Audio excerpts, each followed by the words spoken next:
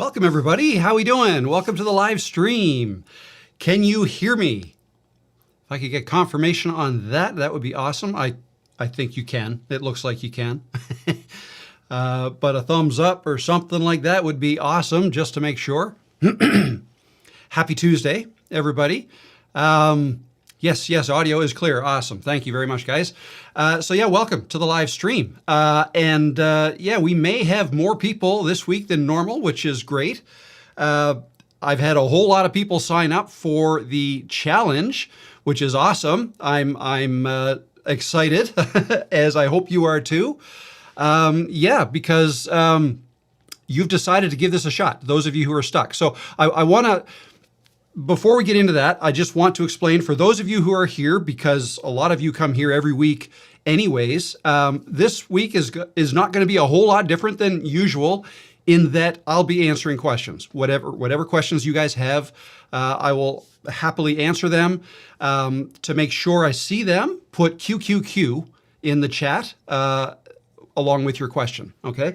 That'll make it easier. Man, it's hot here. It's hot here. I'm not used to this heat. But yeah, so I'm going to talk a little bit about this challenge. And if I've actually noticed that several people are still signing up, which is amazing. And that's totally fine. Like if you're here and you've heard about this, or maybe you've not even heard about this challenge, you're not too late, because it basically starts now or today, this week. And I sent out an email to all those who signed up, I guess up until around 9 a.m. this morning. I sent that email out for your first tasks of week one. Your only tasks of week one are in that email. And I also modified the sign-up form so that if you sign up now, you should get a modified welcome email that includes week one tasks now. Okay, so, and I'll keep that live, I don't know how, at least this week, okay? Week one of the challenge, so it's a 4-week challenge. And by the end of it, whether you are a brand new creator or you're an existing creator, you've made videos before, but maybe you're stuck, or maybe you made faceless channels before and you want to start putting yourself in your videos, or maybe you've only done shorts so far and you want to do long form videos. If that's the case, this challenge is for you, because it's all about putting your face in your videos, long form videos, not shorts, and doing 3 in 4 weeks. Okay, so this week you don't have to do one, right? And I'll get into that. But basically you got to practice this week and maybe set up your channel if it's not already set up. Yeah, so that's in the week one email. If you're not already signed up and this is of interest to you and you want to, I've pinned a link in the chat here. You can click that. That'll take you to the form where you'll sign up and you'll almost immediately get the email. And I've also got a link in the description below if that's easier. Yeah, there you go. So there you go. I've also created a little graphic that I'll put on screen here now. And as I wipe the sweat off my brow. So yeah, 4 main things you got to do this week. Pick your niche. Good enough for 3 videos, right? Or 30 days, 3 videos. Don't let that stop you. A lot of people are stuck on niche, right? I don't know what niche. I have too many interests. How do I narrow it down? Try not to let that stop you, okay? If you choose whatever you choose now, you can change later, okay? And you may have seen videos where some people say, oh no, you have to get it exactly right when you start. Otherwise, it'll set you back. That's not true. I mean, yes, it's true that the more dialed in your niche is, probably the quicker you can grow. But who's dialed in right out of the gate? Nobody. Like nobody that I know, right? I'm making videos today that are completely different than the videos I made when I started, okay? I just see a question here. Oh yeah, if you guys have questions at any time, feel free to ask and I'll answer as many as I see and as many as I can. Rob, if the email didn't arrive, should we sign up again? You can try to sign up again, yes, although I'd be concerned, well, maybe you entered your email address incorrectly and therefore that's why you didn't get the email. So yes, you can try to sign up again. If that doesn't work and you still didn't get it, then my suspicion would be I'm landing in your junk folder or your spam folder. So go check there. and maybe it's there. Okay. Yeah. Hopefully that helps. I hope that solves it. So where was I? Yeah. So the 4 things to do this week: pick your niche. Don't worry about dialing it in perfect. You can always change it later. Just pick something that you can talk about and make 3 videos about in a month. Okay. Number 2 is choose 3 video topics. So 3 topics kind of within the same niche. Again, don't worry too much if it's not. Like, it's okay. This is all about just getting you started. And whatever it is that's slowing you down, whether it's, you can't find the time, or you've been stuck on the niche thing, or you've been stuck on, equipment. A lot of people get hung up on the equipment. Oh, I got to wait till I have a better camera because I want my first impression to be great. I want to look perfect. Let that go. I've seen so many people do really well with subpar equipment, like low quality videos. It really doesn't matter that much, right? If you've got something to say that people want to hear, they don't care if it's not highest quality video or audio, right? And again, you may have heard that, oh, well, audio's, more important than video, right? If you're going to fix one thing, make it the audio. There is some truth to some of these things, but that's only to kind of micro improve as you go, like small little things as you go. It's not something you have to worry about in the beginning. Just get yourself on camera and start saying what you want to say. Number 3 is set up your channel. So again, this is not mandatory, right? But what I think of when I think of set up the channel is have a channel banner, have an avatar, the little circle image of yourself, and complete the about section. All of that you can do in the customization section of YouTube Studio. If you need a hand with that, let me know. I've created videos on, I think, 2 of those 3 things. Creating a banner. Okay, maybe 1 of those things. I've talked about doing the avatar. It's pretty much the same, and I can walk you through it if anybody needs help with that. And finally, record 1 test video. Of everything there, all those 4 things that I list, that is the most important thing for you to do this week. And you've got between now and next Tuesday to do it. Record 1 video of yourself talking to the camera. Whether you use the selfie part of the camera of your phone, if you use a phone, I suggest you use a phone if you don't have another camera, or use whatever you have.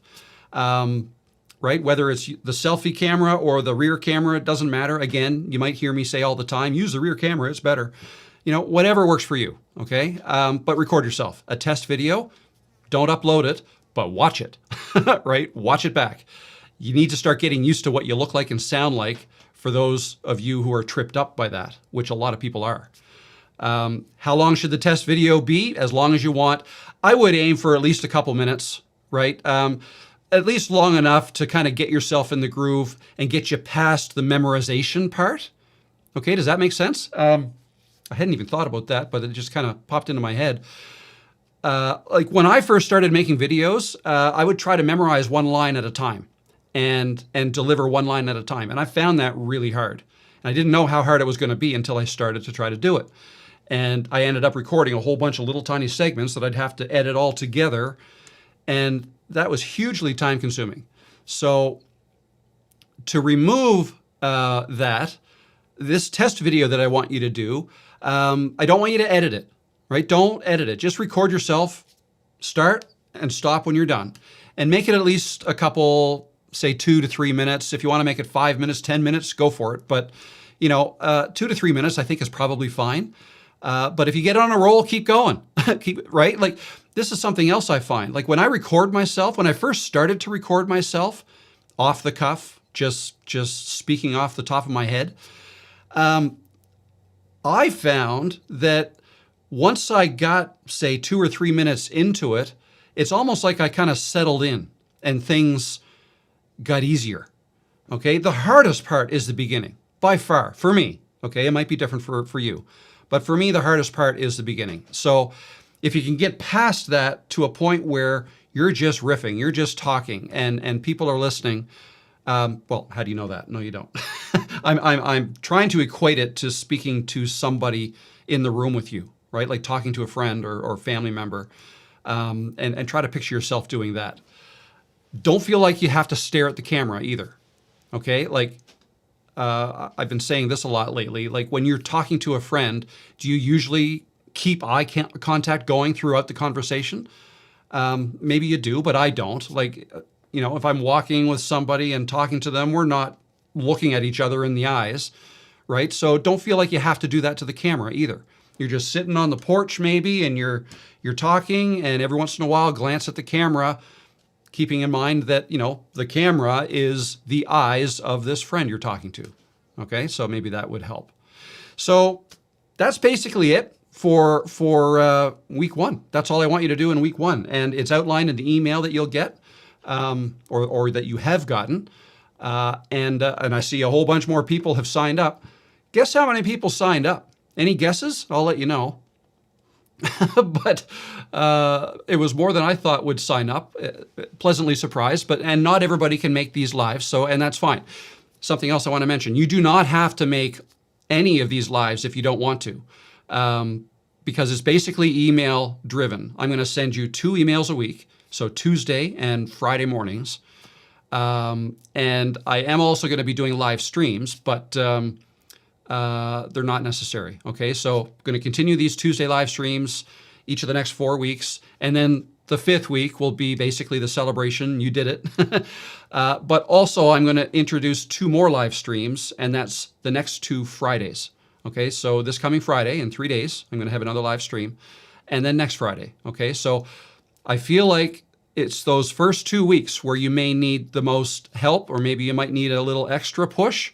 I'm going to be here on Friday. You can show up and ask me whatever you need, and I'll try to help.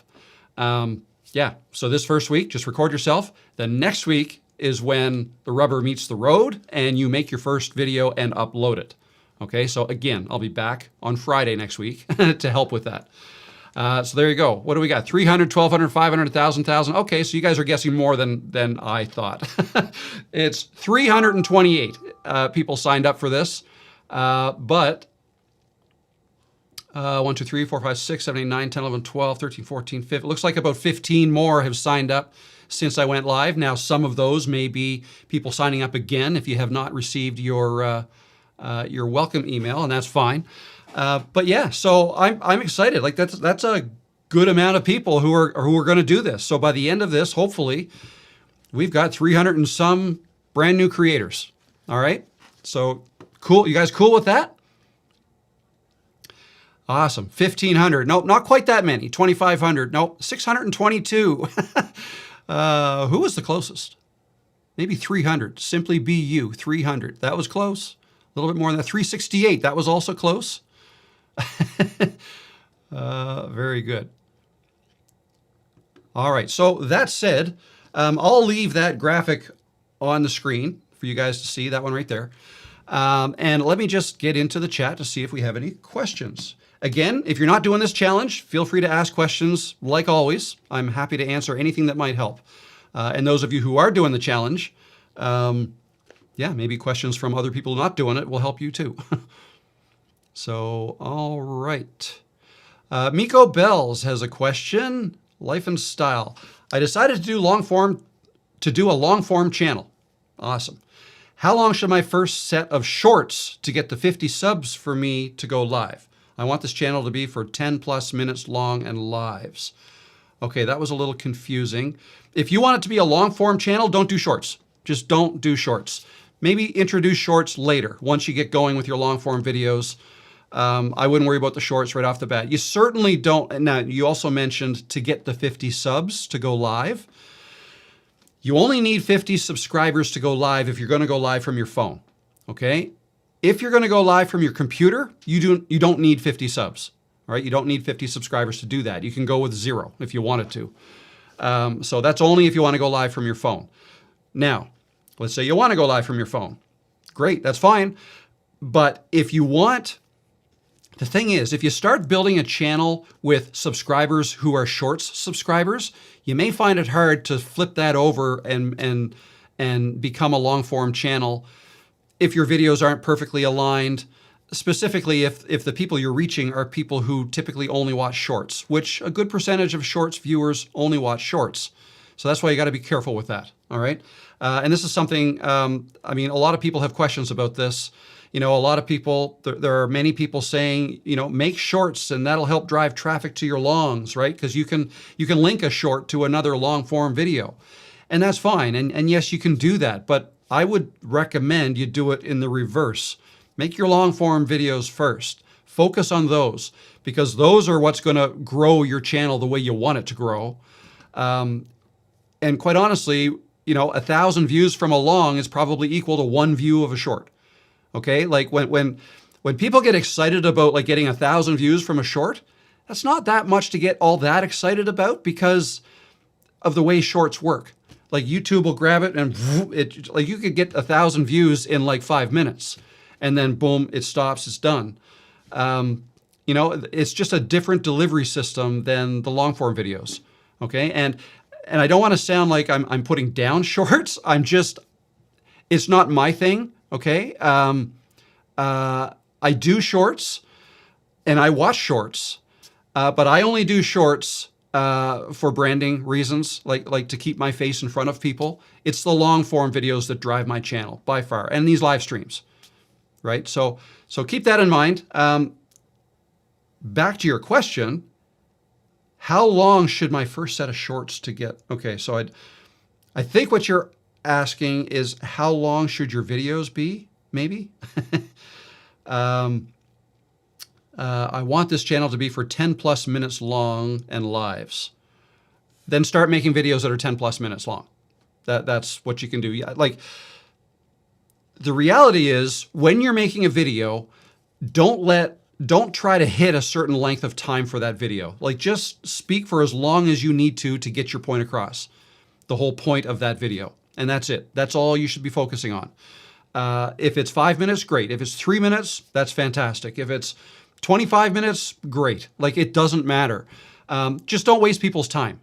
Okay. And by that, what I mean by that is if you've only got 3 minutes of information to give, don't stretch it out into a 10-minute video because people will leave.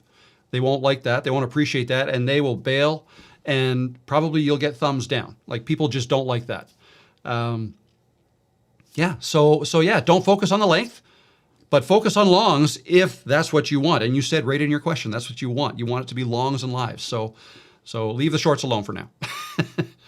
Question, how do I keep track of my script that I want to talk about? I don't want to look at my screen. I prefer to look at the camera. Best way to do that is to not have a script and have an idea that you want to talk about and just talk. Just talk about that idea.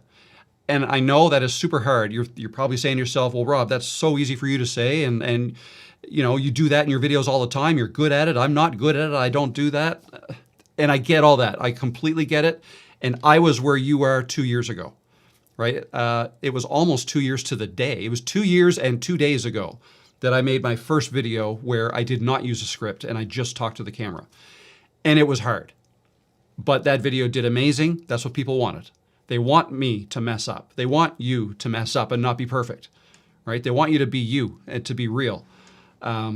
So the only time I would suggest using a script is if there's information you absolutely can't get wrong, right?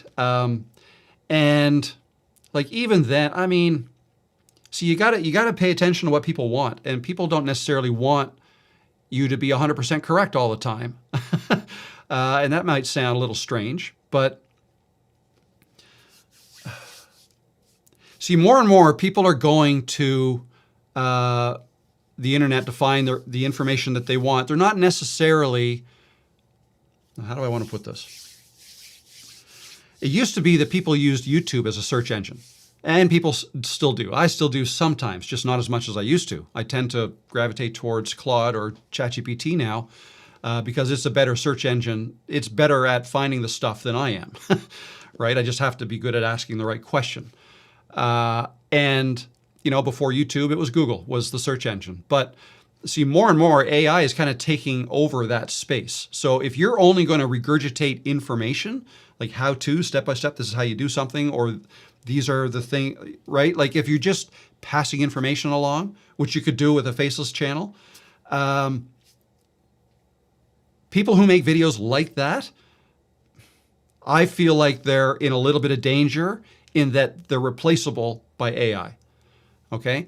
What AI cannot replace, though, is you and your personality, and your personality will show through the best if you're messing up with your with what you want to say. Like, that's you being you. People want to watch that. Like, how many of you in here who are watching me right now would honestly say you would rather watch an AI video deliver information to you, right? I mean, maybe some of you, but I suspect most of you would rather listen to a real person. So, you know, again, if you have information you can't get wrong, if you have a lot of thoughts that you want to get across in your video and you don't want to forget anything, just write down a couple bullet points, 2 or 3 words per point, so that jogs your memory as to, oh yeah, I want to talk about that. Okay. And then just explain it to the camera like you would explain it to your mom or your wife or your husband or boyfriend, whatever. Right? So that's what I would suggest. And it's going to be hard and you're going to suck at it the first time, but that's okay. People might like that anyways. But the more you do it, the better you'll get at it. All right? So hope that helps. What are your thoughts with starting with vlogs? Doesn't matter to me. You can start with whatever you want to start, whether it's a vlog. Like, there are so many different types of channels you could have, right? It's whatever you're comfortable with, right? That's what I would suggest you start with, whether it's a vlog or a how-to video or a day in the life video or you just talking about your favorite hobby, right? Or whatever. Or talking to your grandkids, but they're not there, but you're making a video for them for later, right? You know, whatever you want to talk about. Vlogs are totally fine. All right. Camera shy. Wish to start tech review channel since that easily comes for me, and I already have a short film channel that monetized. Tech channel will be new one, and wish to do long form. Awesome. Way to go. You can do it. Can you please explain niche thoroughly? Thanks. Okay, so yeah, niche, that's a funny word. It's an overused word on YouTube. But it basically is the series of topics you want to talk about, the subject matter of your voices, of your tutorials. Why did I say voices? One sec, let me take a drink. The niche is, so for example, my niche with this channel right now, I'm in the YouTube growth space is what I call it. I help people grow on YouTube. Before, I was in the how-to edit videos space or niche, right? With Camtasia. That's what I used to make videos on 2+ years ago. Fitness niche. I mean, but okay, so you could have a fitness niche, but you could also have a nutrition niche. Yeah, it's the subject that you want to talk about. So like if you think about subjects in school, like in a class, maybe you've got English, math, science, right? Those can be high-level niches, but within English, you might have Shakespeare. That's a niche. You might have classical literature. You know, that's a niche. You might have how to edit videos for people over 50 who are male, right? Who, live in the States, right? Like, you can define your niche however you want. And typically, the more narrow you go, the smaller the potential market size, but it might actually be better, right? Because if you've got a well-defined niche, it becomes easier to grow. Your channel could grow faster, but there might be an upper limit. So some people come to me and say, like, what is the best niche to start with? What is a good niche to start with? And to them, I always say it's completely up to you. Like, there is no best niche. Like, It's whatever you know and whatever you can talk about, right? It's no good, even though you may hear that, oh, the finance, like how to make money, that niche is the best because, you make the most money per 1,000 views with those types of videos because advertisers pay more to be on those kinds of videos. And that could be true.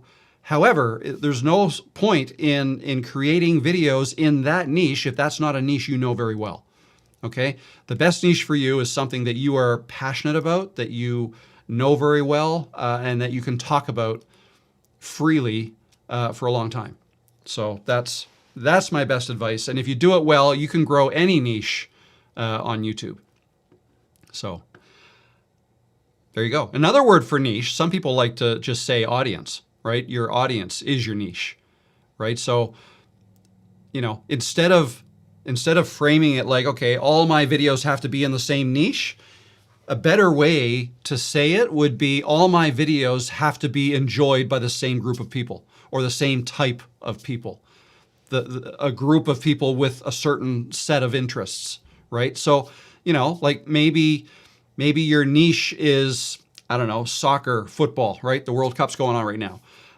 Well, maybe most people who like that sport maybe like another sport. So you could talk about that other sport every once in a while, maybe, right? So if your audience is still interested in it, then it's still valid to talk about on your channel. It's still okay.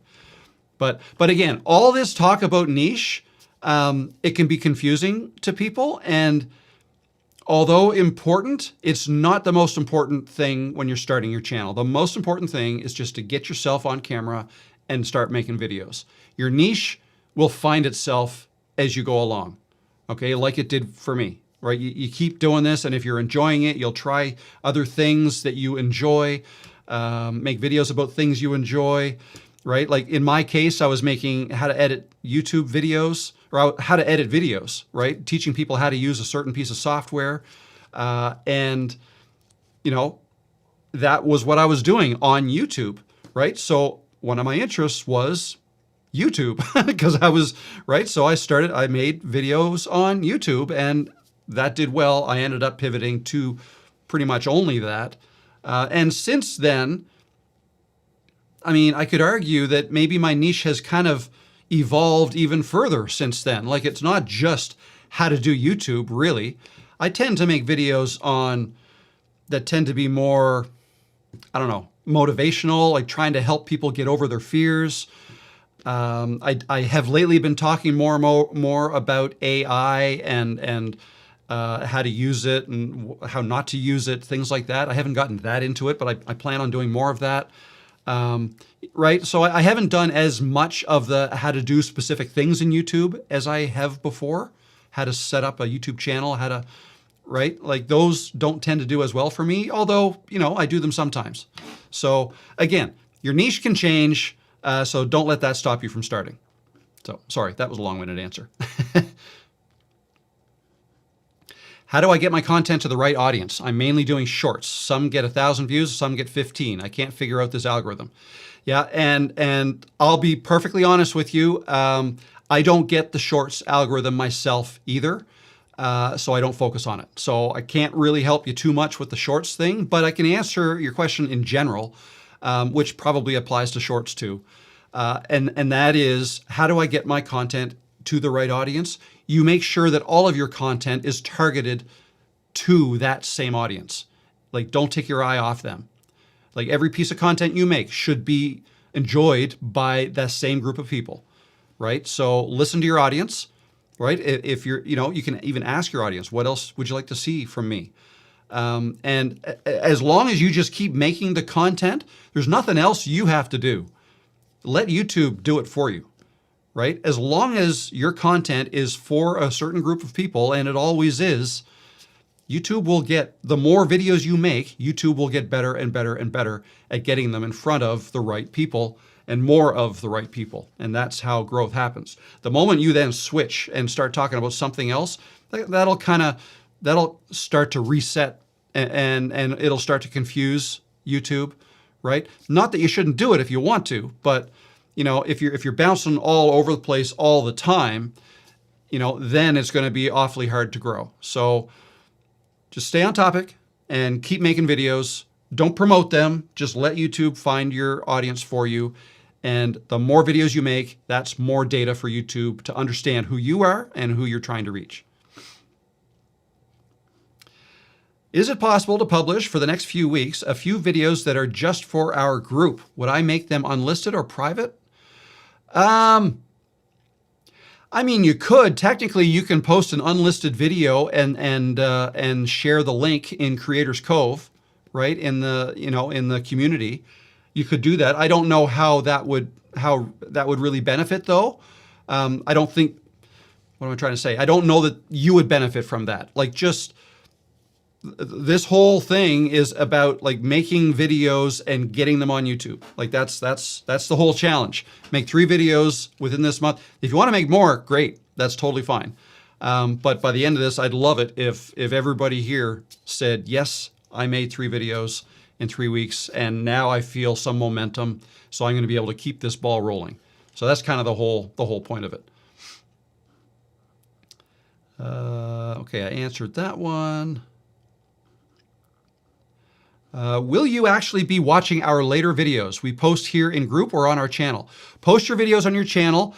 I can't promise I'm going to watch all the videos, 300 times 3 videos, 1,000-ish, right?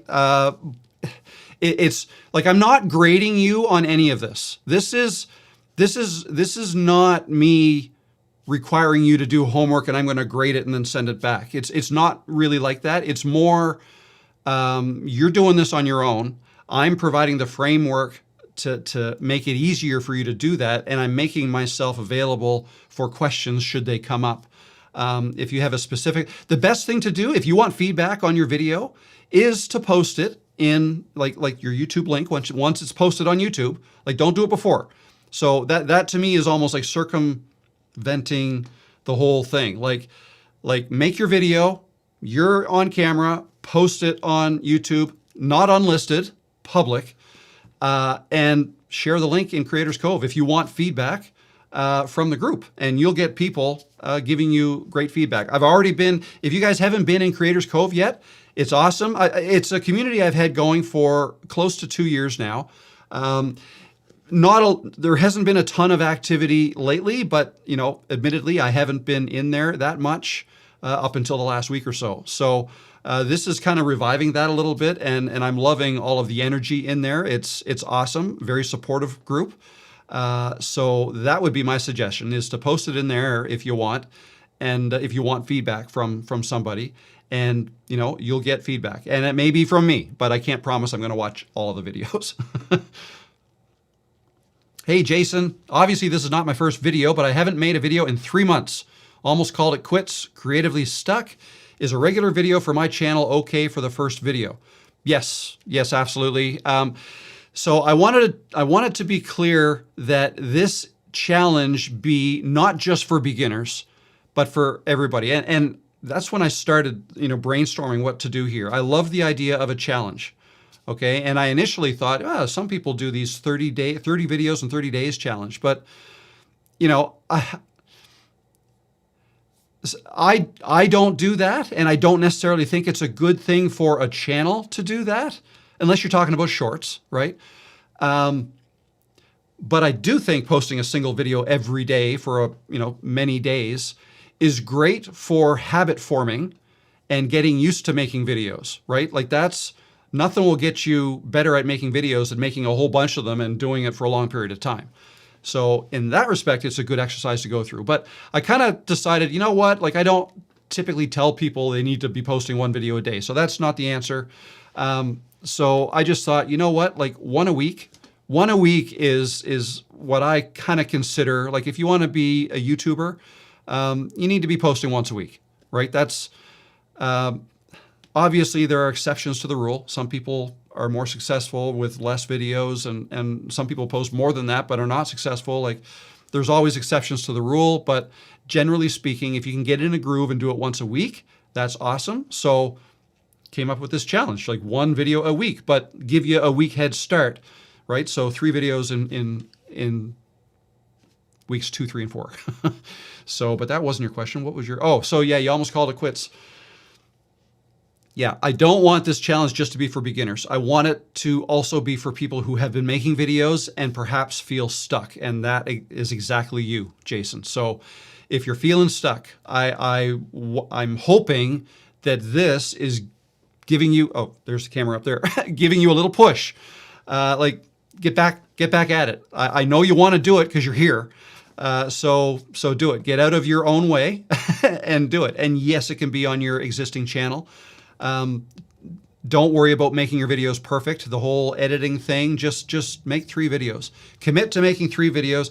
You know, you may want to do a little challenge within yourself. Like if you know, posting 3 videos, your first 3 videos ever for a brand new creator, I mean, that's one thing. But if you feel like, okay, you've already got a lot of videos, you've done this a lot before you, it's just that you haven't done it for many months, maybe you want to come up with like a series you're going to do. You're going to do a 3-video series over 3 weeks, right? And you know, make those 3 videos maybe slightly different than the videos that you have made before. Maybe that's the way you could do it. So I'm basically, yeah, just kind of providing the framework. If you want to alter the way you do this a little bit, that suits you a little bit better, by all means. Hey, Russ, how you doing? Okay, I decided to start a long-form channel and leave my current channel for just shorts. How long shorts be to get the 50 subscribers needed to go live? Oh, I think I already answered that. Yeah, there's no set length. Your shorts can be as long as you want them to be.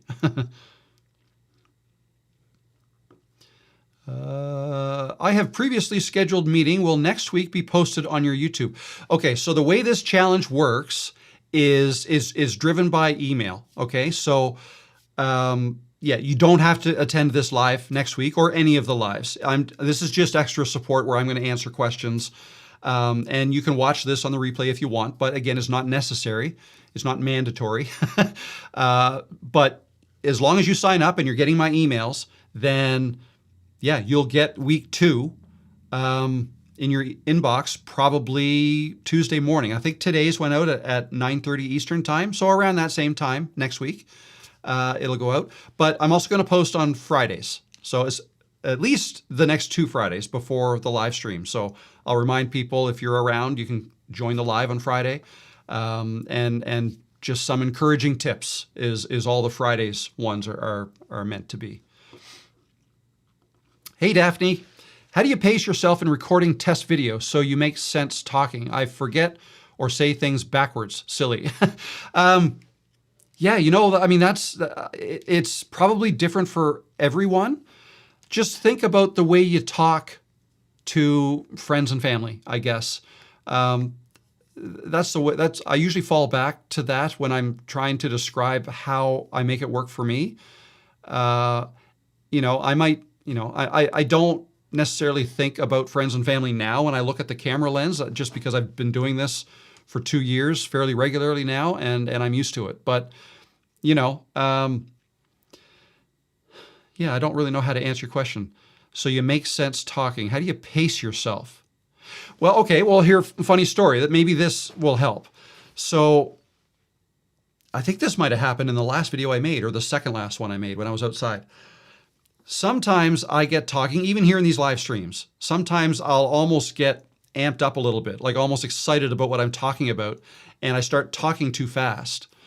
And I'll catch myself, and I'll just say, Rob, slow down, which actually is not a bad thing for me to say to myself right now. And that's okay. This is me being human. I was a little bit screaming there, yelling, and I don't have to do that. Where's Peanut at? Oh, she's in the chair behind me. Right, so, you know, if you catch yourself doing that in a video, just catch yourself and correct yourself, and or just say, sorry, like, right? Like you can, I don't know if that helps, but I guess what I'm trying to say is, when I catch myself maybe speaking too fast, I call myself out right in the middle of the video, right? Maybe unprofessional, but I don't really I don't want to say I don't care, because I do care. I think the reason I would leave things like that in, it started with people telling me they like the way I talk, and they like the fact that I'm not always perfect and I mess up sometimes, because it basically tells them that it's okay if they do the same thing, right? It's okay. You don't have to worry about making mistakes with your pacing or with your yelling or slurring your words, which I do sometimes, or mispronouncing words. Right? Like, none of us are perfect. Oh, I mean, maybe some people are perfect, but I haven't found any yet. So, just calling myself out and maybe making fun of myself for doing something maybe a little bit not perfect, I have fun with it. And I recommend you do the same. If that fits your personality, I guess. But yeah, try not to take yourself too serious, and which I think I'm going to make a video about. Right? Because no one else is really. Like, no one's out there critiquing our videos. Well, yes, some people do and will leave negative comments, but they're, that's their problem, right? We can delete those comments. We can hide them, whatever. There's always going to be people like that out there. We're not making videos for them. We're making videos for people who do like the way we talk. So I hope that helps. Can you explain the difference between shorts and longs? Yes. So by definition, a short is any video that's under 3 minutes long, filmed vertically, right? Not widescreen, but vertically, under 3 minutes long. What else? I think that's it. As long as it's filmed and uploaded vertically and it's less than 3 minutes, YouTube will treat it as a short. There is no way to upload a video and tell YouTube, I want this to be a short or a long. It'll do it for you. So less than 3 minutes, vertical aspect ratio is a short. If it's widescreen or wide screen, yeah, 16 by 9, then it's going to be a long, no matter how long it is. Even if it's 10 seconds long, it's a long form video. The difference is it's basically two different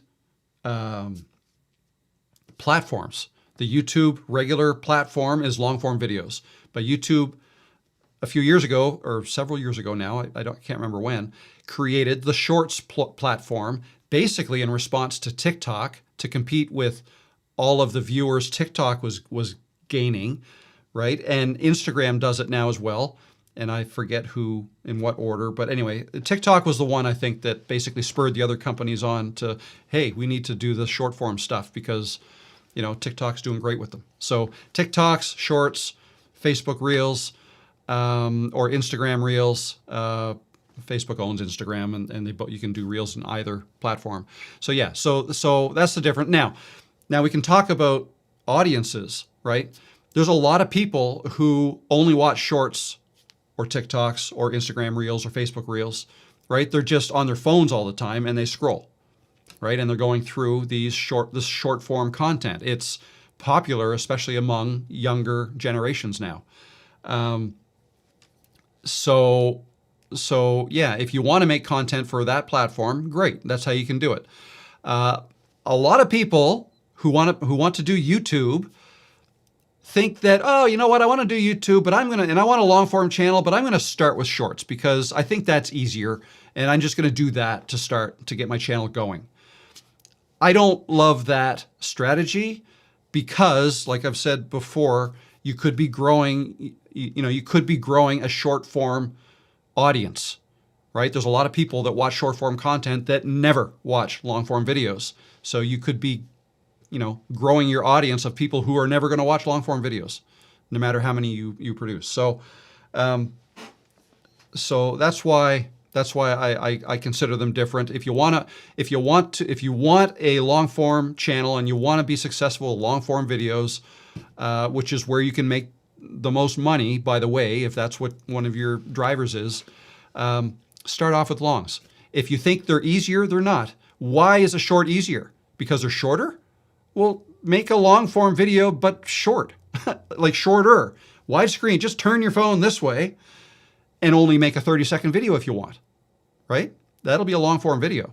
So yeah, so the argument that shorts are easier to make than longs, I don't buy. So push back if you want. Anybody? Monkey Wrench, are people posting their video in Creators Cove in addition to YouTube? No. Just post it on YouTube.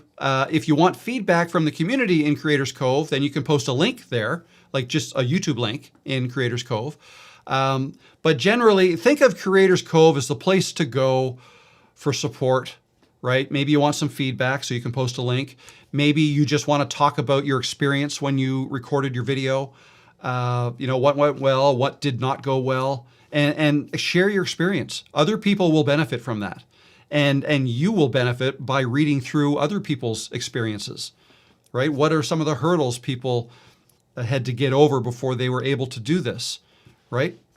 Like people who are struggling will eat this stuff up.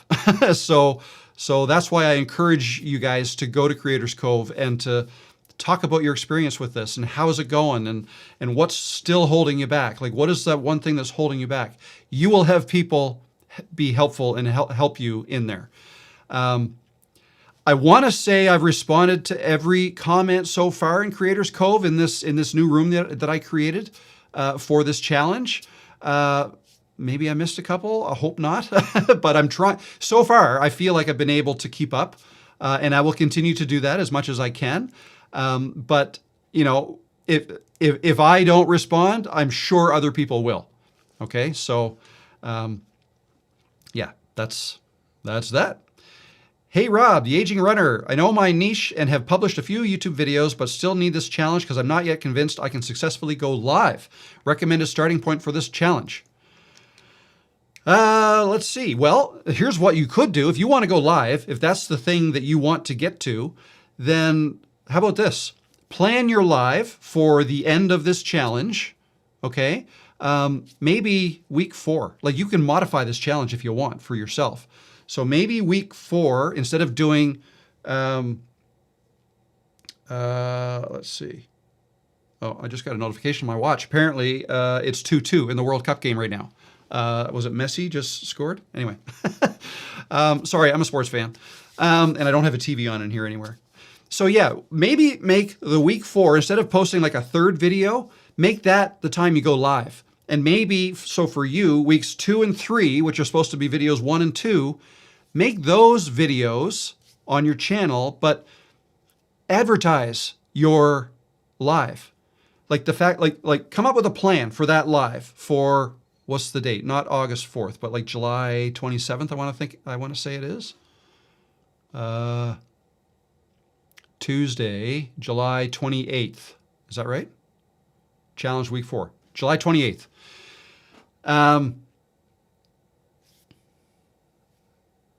You're going to, let me see now. That's okay. Yeah. So 28th, make that the week you go live. Maybe it's not Tuesday, maybe Wednesday, Thursday, whatever. Because the following week is like the celebratory August, is it? August 4th. I only see one month at a time. August 4th is like the celebration. You did it, right? So it'd be great if you could come to that and say, I went live and it was awesome. Or I went live and it sucked, but I did it. Whatever you want to say. So leading up to that, maybe the week 4, you go live. The 2 weeks leading up to that, you're preparing, or this week you're preparing to go live, right? Maybe even do a test live, right? You can do a test live this week where you go live unlisted, right? You can go live, like schedule a live stream for unlisted, and then when you go live, nobody can watch because it's unlisted. Nobody's going to be notified. Or private. You could do it private if you'd rather. And then you can watch it back on the replay when you're done and see how you looked, see how it all went, whatever. But then when everybody else is posting videos 1 and 2 in weeks 2 and 3, you can post videos then too, but the purpose of those videos is to tell people, I'm going to go live on whatever in week 4, whatever the date that works for you, date and time. Just announce it, right? That's the way I suggest people go live. And the videos don't have to only be about that. Like maybe you make a video on whatever you normally make it on, but say, oh, by the way, I'm going live in 2 weeks, right? And I'd love to have you there. I'm going to take questions or however you want to do it, whatever you're going to do. So just something to think about. But that's a suggestion, a way you could do this. Okay, I answered that one. Here we go. When I talk In everyday life, I talk slow and make pauses when I think. But on YouTube, people talk so fast and somebody is chasing them. Do I need to talk that way? Do I need to change the way I talk? No, you don't. I will tell you, now again, I might seem a little bit, I'm talking fast today, and I don't know why. It's just, in most cases, in my videos, I also talk slower, right? And I will have pauses, and I will probably leave them in a lot of cases. But I get comments back, people telling me, Rob, I'm so glad you don't speed this up, right? Too many people are talking too fast on YouTube. I love this slower approach, right? So what I'm saying is there's a group of people out there who don't like people talking so fast and delivering their information like all real tight and getting rid of all the ums and ahs. Like some people don't like that. It's too fabricated. It's too engineered. They would rather people just speak the way they speak, right? Like again, think about you talking to your friends, right? Like if you normally speak slower and you pause and whatnot, you can probably still talk to your friends that way. Well, same thing on YouTube. Just be yourself. It's okay. You don't have to be that racing fast speaker that maybe people have come to think YouTube is all about, right? Maybe the people who started YouTube 10 years ago, that's the way they learned it. And so they've gotten good at those types of videos. But again, not everybody likes watching those types of videos because it's, especially older people, like some people just like things slowed down a little bit. Like take a breath and let me digest what you're saying before you move on to the next topic. So I tried my best with SEO, but my most videos not suggest with relatable audience. Why is that? Don't worry about SEO. Just make sure all your videos, you're talking about the same, they're all on topic. They're all talking to the same audience, same niche, all that stuff. Everything I've mentioned earlier today. SEO is not as necessary as people might lead you to believe. It used to be necessary, right? When YouTube was driven by keywords and search terms and all that stuff. It's not anymore, right? It's not driven by subscribers. It's driven by topics, like what you're talking about in your video. And for that, you don't have to capture all that. You don't have to turn that into an SEO description and all that stuff because YouTube is transcribing your video anyways. If you talk for 5 minutes and turn that into a video, that's a video, you just speaking for 5 minutes, YouTube knows what that video is about without you putting anything in the title or description. It knows what your video is about. Okay, so get that out of the way. And now, yes, you want to put some thought into a title because now you're into viewer habits, or viewer interactions, because a viewer is going to have to decide what to click and what to watch, and what they see when they're making that decision is your title and your thumbnail. That is all they see. They don't know what's under the hood. They don't know what is in your video, but YouTube does. YouTube knows exactly what's in your video. They've transcribed it. They've transcribed it so they can create closed captions and subtitles, right? Which viewers can turn on or off if they want. So they know what your video is about. They don't kid yourself. Like we all have AI tools to transcribe videos and all that stuff. They've probably got better ones. They're probably keeping the best AI for themselves. So I wouldn't worry about that. The SEO. Just make sure all your videos are on the same topic. That's number one. But 1B is also your video itself has to be something that audience you're trying to reach out to wants to watch. It's got to be enjoyable for them to watch, or informative for them to watch, valuable for them to watch. There's got to be a reason for them to want to watch your video. So that then falls back on you to make a video people want to watch. Right? So, and that's when you get into things like become a better storyteller, and all those things. That's a big one. Become a better storyteller. Identifying topics that your audience actually wants to hear about from you. Okay? So if you can get good at those two things, staying on topic and then getting better and better within your videos, then YouTube will find your audience for you.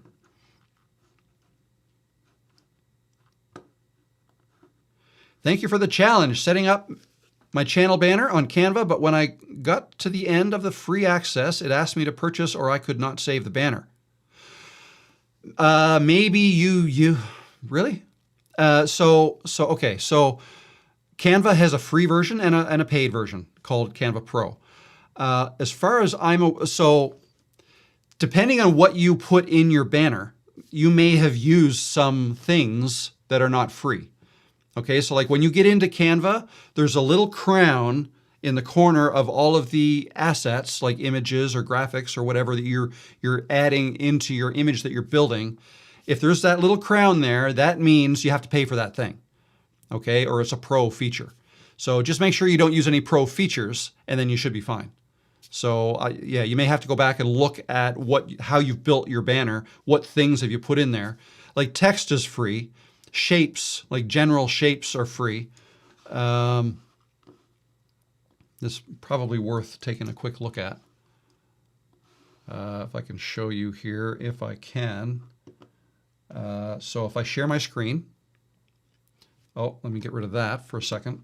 So here is my Canva account. If I just go into, I don't know, let's go into here where I do my thumbnails. Now, what I was talking about is elements in here. Like anytime you see like this, that crown, this premium image is included with your Canva Pro plan. Okay, so because I have Canva Pro. For you, it might say this image. Now, I don't know exactly how it works. It used to be like 10 years ago when I first signed up with Canva, you could individually buy pieces, like for $1. You could buy a graphic to put into your image.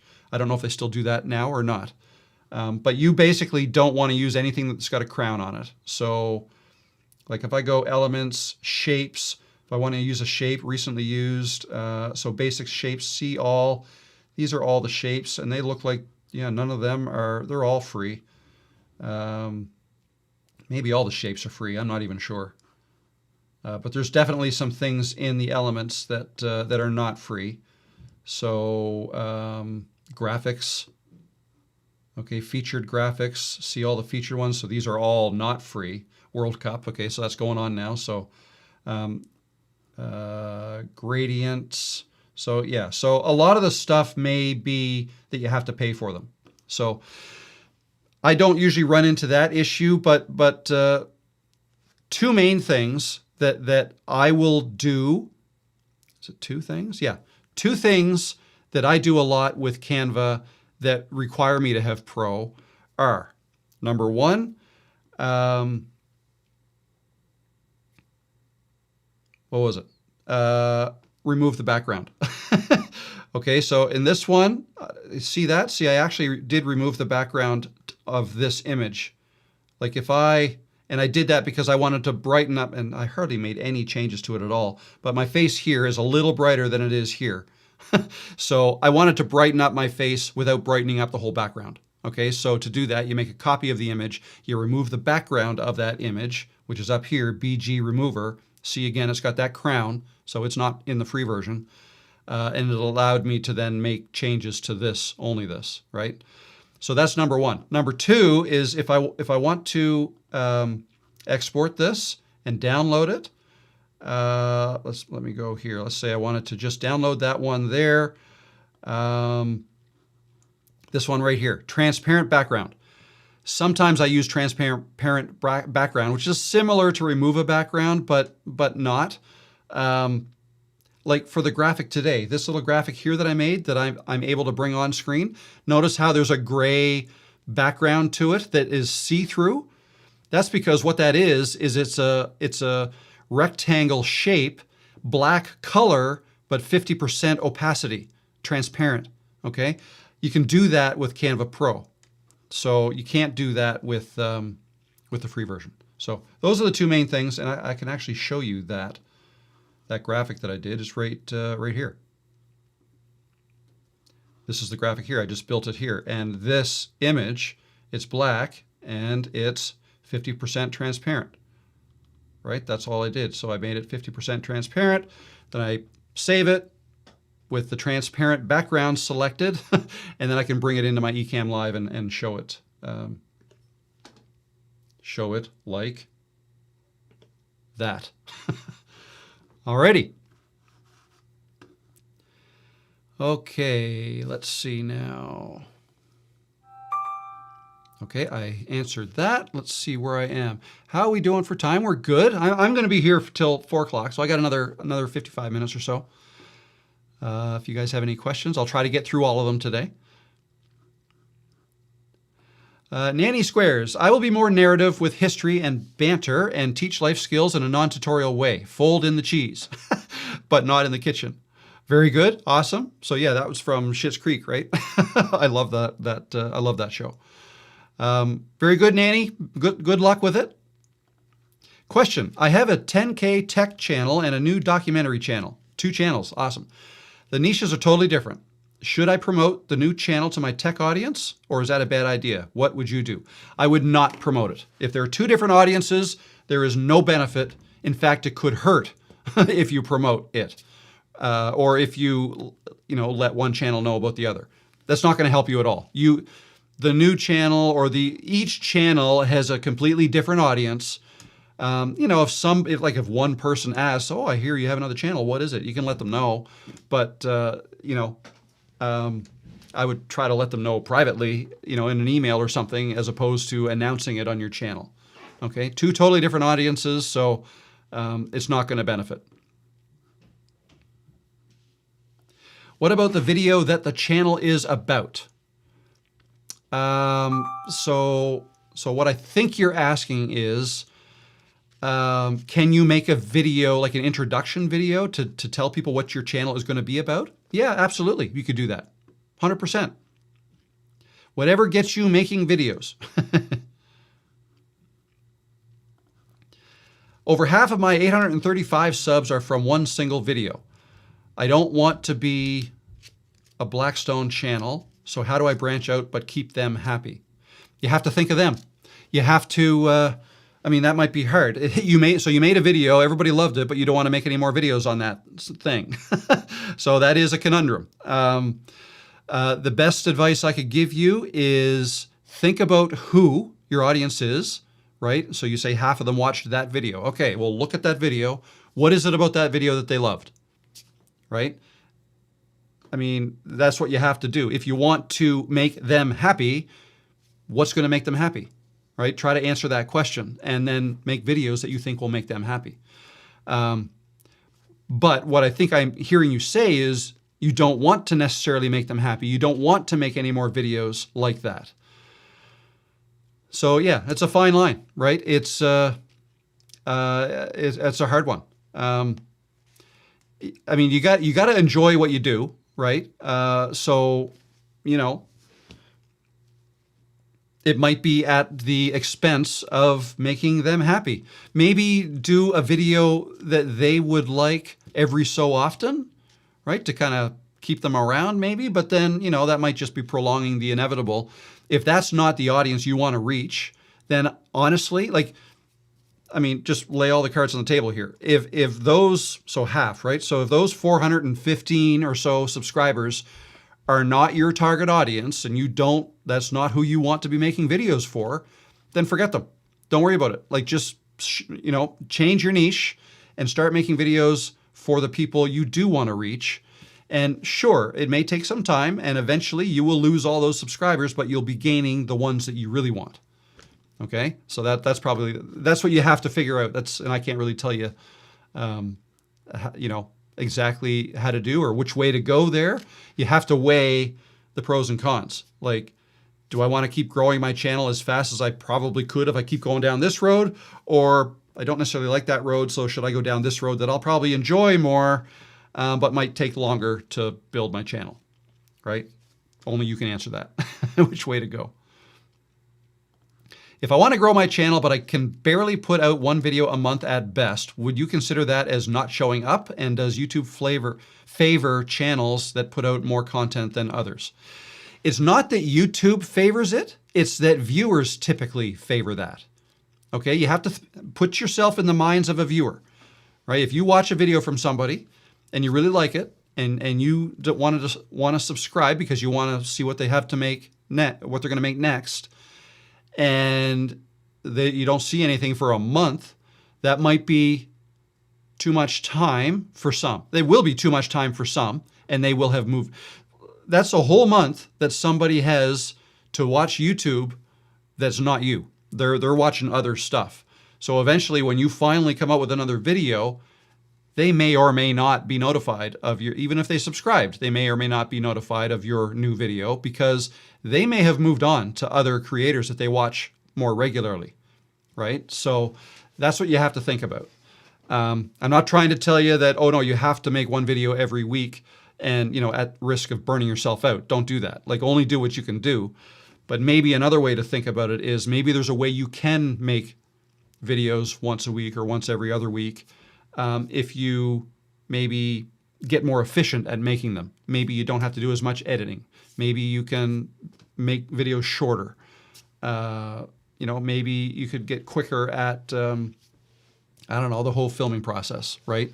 So maybe there are things you can do to be able to make content more often if you want to. But if you can't, you can't, and that's okay. You can only do what you can do. But I will say that generally speaking, those who post at least once a week have a better chance of growing than those who post once a month. Okay, that's for sure. Now, length of video would come into play as well. Like if you make really long videos, then maybe once a month is fine. But if you're just making short videos, once a month may not be fine for some. So, more things to think about. Good questions, guys. They're all good questions. Follow-up question. Please give some advice, even though I wish to show my face, but the problem is camera shy. Worry about what my surroundings will comment. So worried about what people are going to say. Yeah, so I can speak on that. And unfortunately, it's kind of like, it's easier said than done. I understand that. So I could say whatever here, but you still have to do it. You have to be the one to do. What am I trying to say?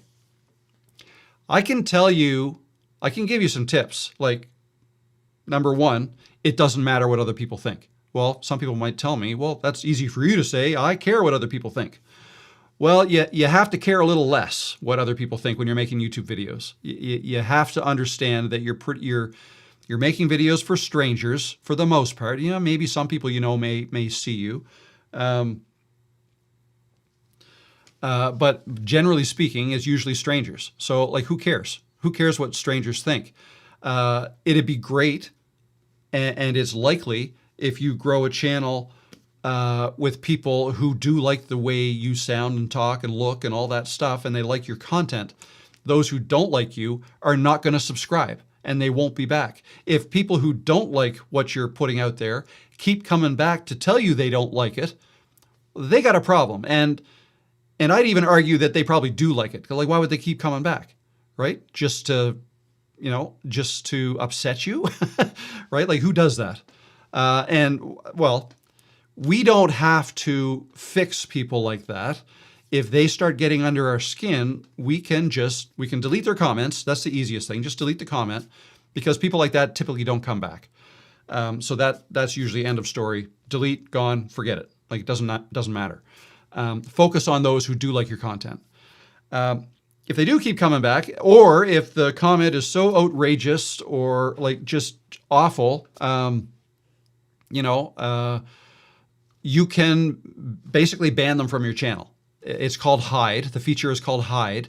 But any comment you get that you don't ever want to see a comment from that person ever again, you click the 3 dots by their comment and you select hide. And that will, when you hide a comment from your channel, it doesn't just hide that comment.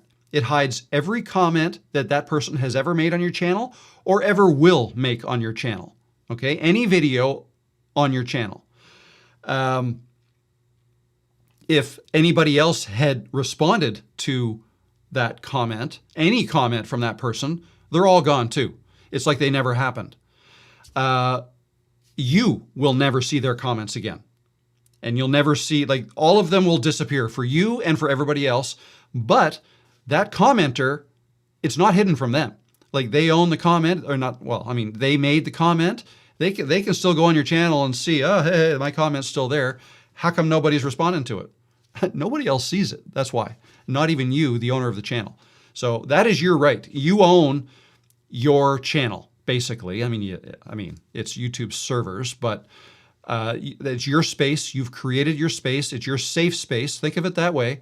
And you have control over it. You can moderate it however you want. You can delete the nicest comment if you want.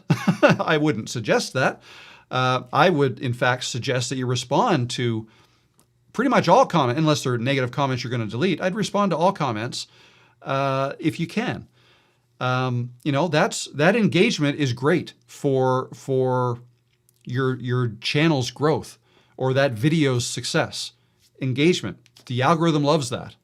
If it sees that people are engaging on your channel, it'll give it a little extra push, right? So I hope that helps. I hope that helps. Reframing this in your mind, I find helps people. It helps me.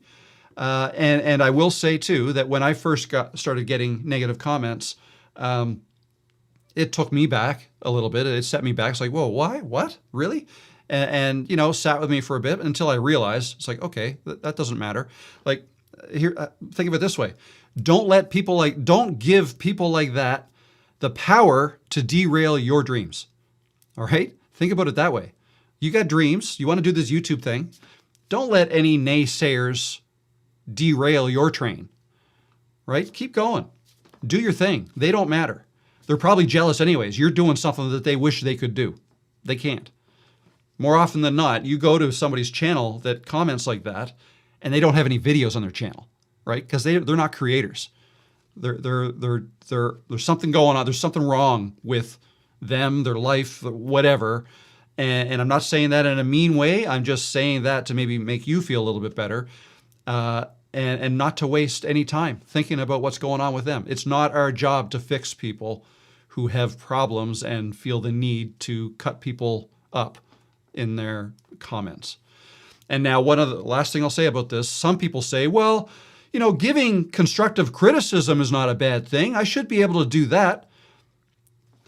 And to that, I'll say, like, why? Oh, I'm helping them. Well, no, I don't think you are. I don't think people who give constructive criticism are necessarily being helpful. There is a helpful way to do that, but there's also the right person to do that. If you're a total stranger, what does it matter if you think somebody could have done a better job in a video? You can keep that to yourself. You can, maybe that's just me. That's the way I think about it. I don't feel like I guess I have the right technically, but I don't feel like I should have the right to go on a stranger's YouTube channel and say, you know what would have made this, I think you should have done this in this video. It would have been a whole lot better. Instead, I don't really like it. Right? Why would, I have got no, it's just not something I would do. And I guess maybe, some people would, but those who would, don't even worry about it. Just delete their comment. There, that's the last thing I'll say about that. Hopefully that helps. I started my channel, Faceless Art Channel. The videos which are doing the best are the ones which planned as addition, not main content. Should I just adjust the direction or keep as I planned? Whatever you want to do, right? This kind of is along the same lines as the person who had a question earlier about making a video that a bunch of people liked, but they don't want to make videos like that, right? He's got a decision to make. Same thing here. If you've identified a certain type of video that resonates well with your audience and does really well, do you like making those videos? If so, it looks like that might be maybe double down on those kinds of videos, make more of them, might help your channel grow, right? If you don't want to make those videos, well then, again, you have a decision to make too. It's whatever you want to do. Don't get locked into your niche. You don't have to stay with whatever niche you start with. You can pivot. You can change direction. That's okay. That is okay. Whatever your audience wants, you can do. Thank you, Lisa. I appreciate that. That is true. Put QQQ in there and I'll get to you. I'm still scrolling down. Let me look at the current chat just to keep up to date here. Cosmic Retired Guy, great chat. Heading back to the editing barn, LOL. Good luck with that. Let's see. Hit that like button if you haven't already. Only if you like it, you can hit that like button. Gotta fly, y'all. Jason, have a wonderful day. Make those videos. You too, Jason. Go make those videos. Question. I'll read this right from the current chat. The last QQQ that came in. Is it worth it to use ChatGPT, Gemini, and/or Claude to create a list of like 100 video titles that could help keep the channel grounded in one theme but different topics? Sure. Absolutely. That's not a bad idea at all. You can use any AI tool that you like to help with brainstorming. I think that's a great idea. Don't necessarily take everything it tells you as gospel, like, okay, it's got to be done this way, because that's not the case. It's good at giving you ideas, but ultimately you are the one that is in control of your channel, and you probably know your audience better than AI does, right? Technically, or you know what I mean? You can certainly take suggestions like that, and that might give you a nice base list to start with. And maybe a list that you refer back to every once in a while if you get stuck, right? Another idea, I mean, I've got so many ideas along this AI that you could do. You could start a new Claude chat, upload your entire exported CSV file of your YouTube analytics, so it knows, okay, great, yeah, I know every video you've ever made, I know how many views they've all gotten, and so on and so forth. Like, it'll know everything, and then you can say, now, what else should I make next? Right? Give me a list of 20 videos I should make now. Like, what's performing the best on my channel?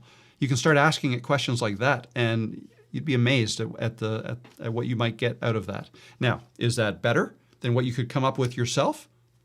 It's arguable, maybe, maybe not. So it's not necessarily going to hit a home run for you, but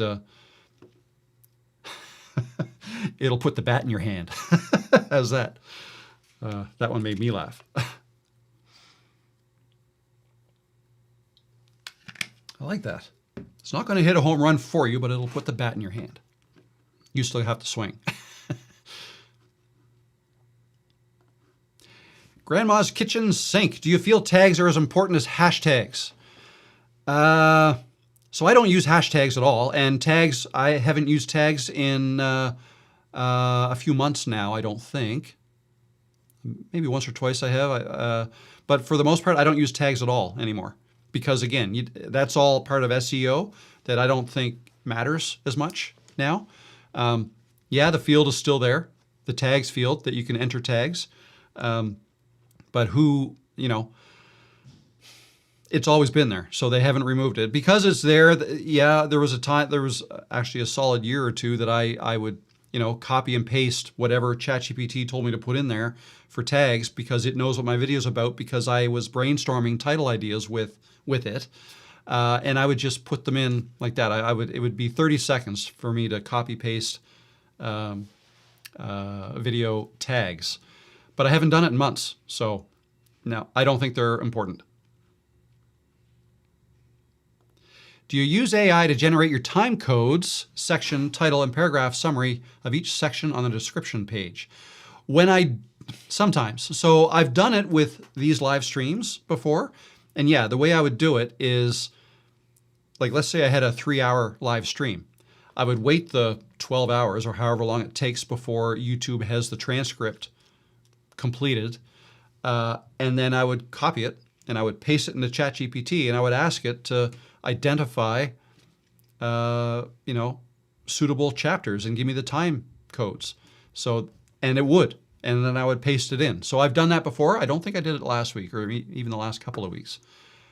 So yeah, I think it's useful for long videos. But again, it's not going to be perfect necessarily. It may not identify the splits that you might want it to identify. So, think of it as an assistant, okay? ChatGPT, Claude, whatever you use, is your assistant. And if you ask it to do something, if that thing is incredibly important to you, you should probably review it, right? Instead of just handing in your work that your assistant did for you to your boss, right? Think of it that way. So you may want to make changes, is what I'm saying. Question, should you post your email address on your page? So on your channel homepage, yeah, I would. I mean, how do I want to say this? A, it's up to you. B, if you want a way for people to contact you, then email is probably the best way. C, or 3, I would not use the email address that you use to log into your YouTube account or Google account, right? I would create another email address that you are going to give out to people to be able to contact you, right? It just removes one of the things that hackers need to get into your account, and you don't want them to do that. So I wouldn't share that email address, your main email address that you use to log into things. Create one. So in my case, I've created workwith@robthemaritimer.com as a way for people to get a hold of me. Also, if you're growing a channel, eventually maybe you want sponsors to be able to reach out to you. That's typically how they're going to do it. So you would put that in your About section as your email address for ways to people to contact you. So you would create another email address for that. And you can do that with a free Gmail address if you want, or if you have a company domain name, create an email address for that. All right. My existing channel has me wearing a silicone mask. Is that permitted for this challenge? Well, what I'll say is you get out of this challenge what you put into it. So I guess I'll ask you, why are you doing this challenge? What are you hoping to achieve from this? The intent of this is to get people putting themselves out there on camera, and because that's kind of what I preach. That's the best way to grow a channel, and I believe it is. And I think too many times people kind of default back to either a faceless or AI or just showing their hands or using a mask because for whatever reason they don't want to be seen or they feel uncomfortable. So that's what I'm trying to get people away from doing. So that's the intent behind this. But I mean, it is ultimately up to you what you do with this. It's your call. So I'll just leave it at that. Is Creators Cove necessary for the challenge? I've been unable to join Creators Cove. I fill in the form, send it, and I can't find where it goes. That's interesting. I would say no, it's not necessary, but the email, as long as you get emails from me, like if you got this morning's week 1 email, that's the challenge. That'll direct you as to what to do with the challenge. And look at these live streams and the Creators Cove as support systems around the challenge. All right, these live streams are for live answering of questions, and the Creators Cove is more for support from one another after hours. Look at it that way. I'm obviously not answering anything in Creators Cove right now because I'm live. But what I can say is this: some people have told me, "Hey, I never got the email." Well, check your spam folder, right? It may arrive there. And the other thing is, maybe you already have an account and don't know it, in which case all you have to do is go to my website, go to, I don't know if I can show this because I'm logged in. So I just went to incognito. Let me share my screen. That was the wrong button. That was the wrong one. Here, let's try this one. There we go. Let me get rid of that for now. Okay, my website. If you just go to my website, there's a link up here to Creators Cove. Okay, and there's also a login link. Okay, either one would probably work, but click Creators Cove. If you click on that and you're not logged in, that's what you're going to get.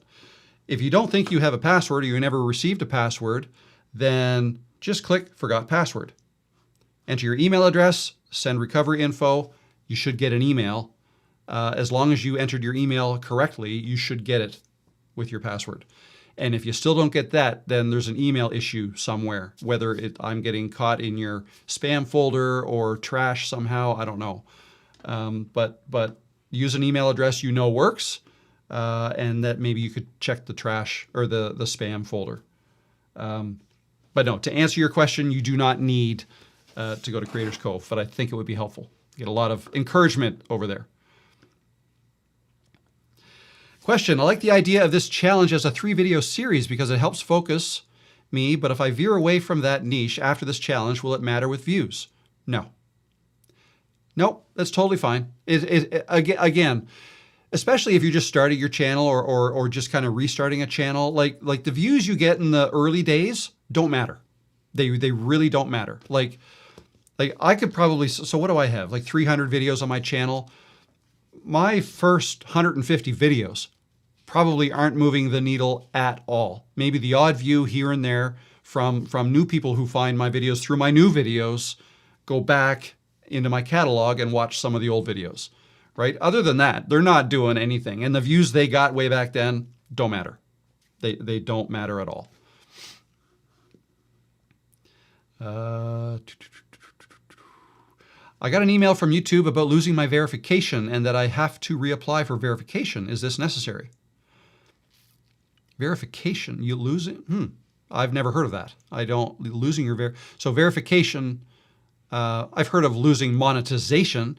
When you fall back below 4,000 watch hours in the last year, you can lose I've never heard of losing verification, but if they say you've got to reapply for verification, I guess, do that. I've got a fly flying in here, but I haven't run into that myself.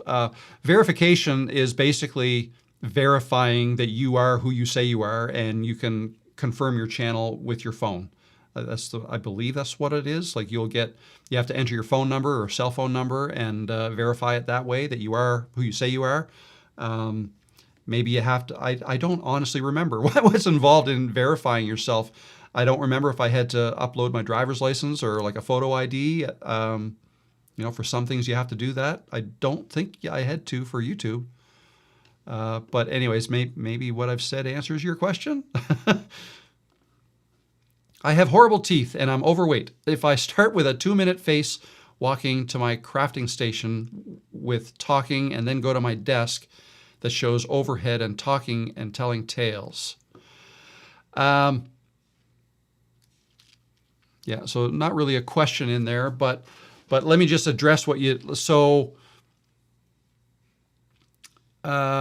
me see. Everything you said there about, overweight, horrible teeth, whatever. So that's you kind of analyzing yourself. Remember, it doesn't matter what you think of what you look like, what you sound like, all that stuff. It does not matter. You're not making videos for yourself, right? You're just making videos for others. And I know a lot of us are self-conscious about the way we look and all that. And I get that. Like that's a natural, feeling. Lots of people have think about themselves like that and don't like the way they look or sound. A lot of people, most people probably. And for a lot of people, the first time they see themselves on camera, it's like, oh my God, like, I don't want to put this out there. Well, the thing is, guess what? You're already out there. Like anytime people see you, like you're out there. Like if you have people over, friends over, you go to friends' houses, like you are who you are. And I don't want to come across as, well, that's easy for you to say. It's a hard one. It's a hard one. I can only say it so many ways, but it really doesn't matter what you think. It's more what other people think, but that's not even correct, because there will always be, for anybody in the world, there are people in the world who like the way they look and people in the world who don't like the way these people look or sound like or whatever. And you're not making videos for yourself or for people who don't like the way you look or sound. You're making, like, the people who will subscribe to you are people who like what you had to say, and your looks, they either like them or they don't care, right? It really doesn't matter. It doesn't matter. So I don't know. I feel like, I don't know if this is encouraging enough. I'm just trying to get that across, that try not to let it bother you. And I know that's hard, but if this week you make a video of yourself and you're talking to the camera for the whole, whatever it is, 2 minutes, 3 minutes, 5 minutes, whatever you do, that'll start the ball rolling of you starting to get used to you on camera, right? And then, and then not worrying about it. Remember too, when you post your first video on YouTube, people will see it. But like, it's not like you're on a pedestal in a room full of people that are all kind of pointing and looking at you. Like, it's not like that. Like, people will either click or they won't. So I would suggest that you make that video with you in it. This week is for practice. And also, if any of you want to practice more than once, by all means, like I said, do one practice video this week. Like, do 3 or 4 or 5 if you want, like whatever it takes to get you over this hump and get you ready for making that video that you're going to post next week, right? Whatever makes you feel a little bit more comfortable. But the last thing I'll say about this is, for the most part, I don't want to put us all in the same box, but for the most part, I think most people who watch my videos are over 40 years old, okay? Probably between 40 and 90 or beyond, right? Generally, most on average, or like if I look at the average, I think the average is in their 50s who watch my videos. I think for the most part, people in our generation have gotten over maybe some insecurities about how we look, how we sound. Many of us don't care what other people think anymore. Not everybody though. Some people still really care about it. But think about it this way. Like, we're in, for the most part, the last half of our lives, right? And do you really want to be limited and stopped from doing something that you really want to do just because you're worried what some people might think or say or whatever? Like, again, I kind of fall back to, don't give those people you're worried about the power to derail your dreams. Like, if this is something you really want to do, you should do it. And you shouldn't let other people, get in the way of that. And think, okay, one more thing. Think about 10 years from now. And I made a video about this, I don't know, a month ago or so. 10 years from now, wouldn't it be cool to look back at today as being the day you started and the day you decided to give this a go? That'd be pretty cool, eh? 10 years from now, let's say you continued this one video a week. So 50 videos a year, 500 videos in 10 years. In 10 years from now, how good are you going to be on camera, right? After 500 videos. It's going to be awesome. Like, your 501st video might bring in 1 million views because that's how many people you have tuning into you all the time. That'd be pretty cool. I think you'd agree. Or 10 years from now, you might be thinking, I wish I'd started. Look at all these people who are making videos and some of them just started 6 months ago and look where they are, and I wish I was doing this, right? So think of that. Think of the opportunity that's presented to you now, and all these wonderful people here are going to encourage you. So there you go. And I'm not just speaking to you, Nanny Squares. I'm speaking to everybody who might, because you're not the only one that has that thinks about these things and are concerned about this. So there you go. Hope that helps.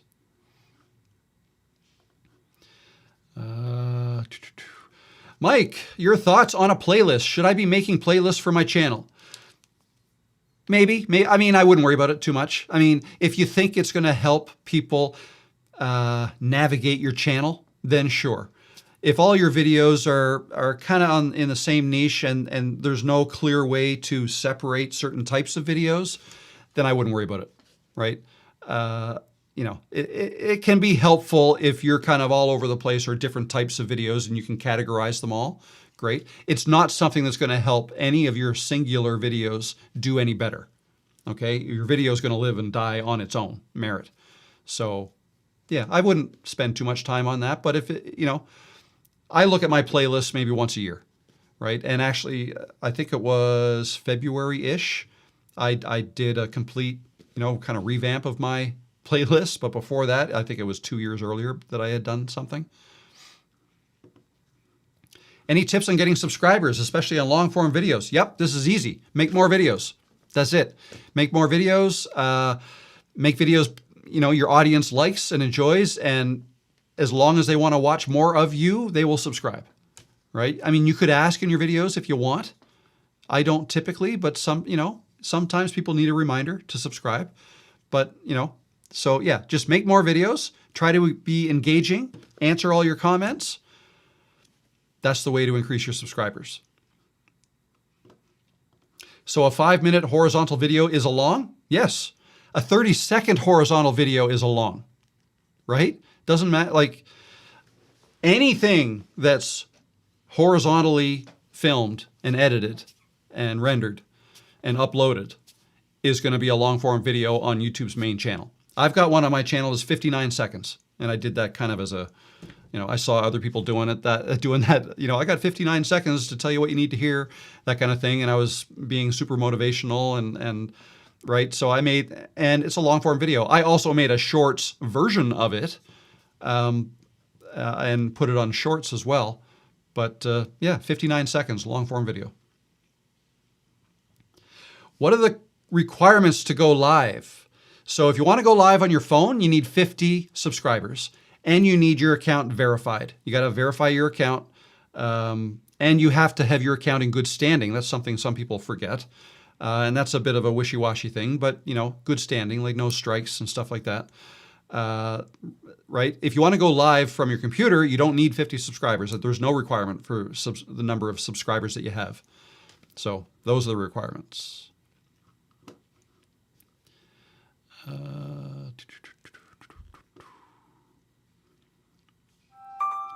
Thanks, and yikes, getting nervous just knowing it's only 4 weeks away, but I have content idea for a go live that would be a lead in to a series I'm working on. Awesome. You can do it. You got it. When you do your first live, how do you promote it, and does YouTube send it to a different audience? They won't necessarily send it to a different audience. They'll try to put it in front of the people it thinks wants to watch your content. So when I first went live, and this is what I suggest you do as well, is identify the date. Pick a date for your first live, and then rewind a couple of weeks, 2-3 weeks, and start mentioning it in your videos that you're making. So if you're making 2 videos a week, mention it in your 2, 3, 4, whatever videos leading up to that live. And just say something like, I'm going live for the first time on July 15th, 2 o'clock. I hope you're going to be there. I'll be doing blah, blah, blah.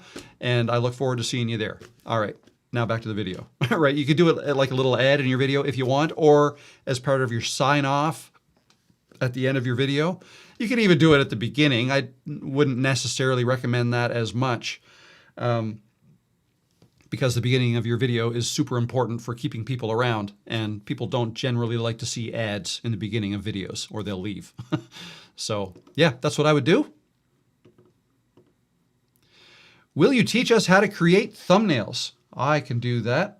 I will show you a video I made that will show you how to do it. If I go share my screen with you. And on my channel, if I just search for thumbnail, this brings up the ones that, there you go. So I would watch this video, how I make my thumbnails in 5 minutes. It's a Canva tutorial. I use Canva to make my thumbnails. And I do show the remove background feature in there, which you need Canva Pro to use. But you don't need that to make your thumbnails. So that, here's another one, thumbnails that pop, right? You can watch that one. This one has become quite popular. It's got 190,000 views. It's an evergreen video. It gets views for me all the time now, still. And it's a year and a half old now at this point. But yeah, that'll do it. Coach Al Bargain, with every upload, I've been getting GPT to come up with a list of hashtags I add. I also check the box that indicates AI was not used. Is this a waste of time? It may be, but if it doesn't take you much time to do it, you can keep doing it. But it may, I would lean towards it not being necessary. Is a reasonable retention rate 70%? Yeah, I'd say that's pretty high. It probably also depends how long your videos are. 70 actually is awfully high, unless you're talking about shorts, then it might be low. Depends how long your video is. right? I think my videos probably average around 15 minutes to 20 minutes. And my average retention is, I want to say it's 40 to 45% for the entire video, something like that. But it's hard to compare channel to channel. What's better is to compare your retention rates of like the video you just made to your previous videos and see if you're improving, right? That's a better way to use retention and CTR as well. Texploration. I want to do a travel living on the road channel. I have so many places I want to visit. Would it be a good idea to make a first video introducing ourselves and the idea behind the channel? You can, but don't expect that video to do very well, because if it doesn't have its own topic or its own place, then what is it, right? It's like a placeholder video. So yeah, you can do that. Just don't, I might be tempted to make the videos you want to make to grow your channel, right? And then, after you've got a few done, then you can do your intro video. And you could just lead off by saying, oh, by the way, yeah, it just occurred to me that many of you may not know why I'm doing what I'm doing here, what this channel's all about. And then you may have B-roll from your first videos you can use in that video, where you introduce yourself and what your plan is, right? Or you could even just do that at the end of every one of your videos. By the way, my name is Rob. I make YouTube videos if you blah, blah, blah, whatever. Or, my name is Texploration and I travel all over Texas and blah, blah, blah. You could do that at the end of all your videos. And then they may do better that way. Okay, I answered that one.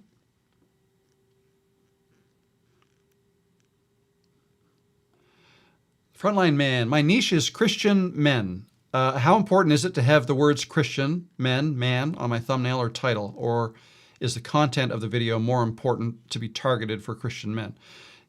Yeah, so I wouldn't say it's that important to put those words on your thumbnail unless that's part of that video, right? Like, yeah, don't feel like you have to define your niche in your thumbnail, right? Your thumbnail should be specific to the topic. And Christian men as a topic, to me, is kind of vague. Maybe it's not. Maybe it's not. It's really, if it could be more targeted, like specifically what you're talking about in the, like maybe the videos themselves are a little more specific, which would be good. And then the specifics of the video is what should go in your title and thumbnail of the video, right? And then the overall, if you're mentioning the words Christian men, if you're saying that in the video, then YouTube will pick up on that anyways. You may want to put it in your title, but I wouldn't, Titles and thumbnails don't have to say the same thing. It's good if they complement each other, right? Like one can ask a question, the other can answer it, right? But repeating the same words on your thumbnail that you have in your title is a little bit redundant because, people are looking at the two things together. So together they make up the billboard. That's your ad for your video. And people are either going to scroll past and click something else, or they're going to see something in your thumbnail and title that, oh, okay, I'll click that, right? So that's the way to look at it.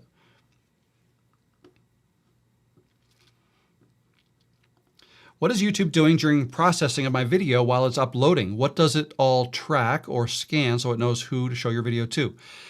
It transcribes your video, so it knows what your video is about. But, the processing is technically what it's doing is it's creating other versions of your video. Okay, so for example, let's say you filmed your video in 4K, okay, and you uploaded it in 4K.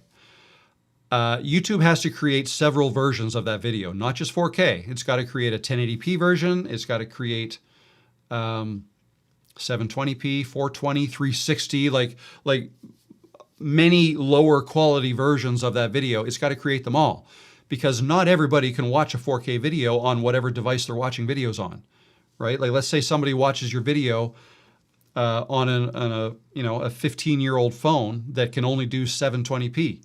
Well, then it would be pointless for YouTube to send them, they're going to click this, I want to watch your video, right? But then YouTube's got to send it to you. They're not going to send somebody a 4K version of a video if they can only watch it in 720p. So they got to send that other version. YouTube's creating all those versions. The device is not the only limiting factor either as to what version gets sent. It may be the internet connection. Like somebody might have a brand new phone that'll do 4K videos, but they might be in the middle of nowhere and cell service is horrible. So again, YouTube knows this and it'll say, you know what? Yeah, no, the rate at which they're pulling information is pretty slow. We can only send them a 360p version of this. And that's why. So somebody asked me, actually, I think it was today or yesterday, basically said to me, how come when I watch your videos, they're always in 4K? How can I force that to happen when people watch my videos? Well, you can't. You can't force that. It's the version of video people are going to get is totally dependent on what device they're using to watch it and how fast their internet connection is. And also on, the quality of the version you uploaded. Like if you only uploaded a 1080p version, nobody's going to be able to watch that in 4K. 1080p is the max. So if you only,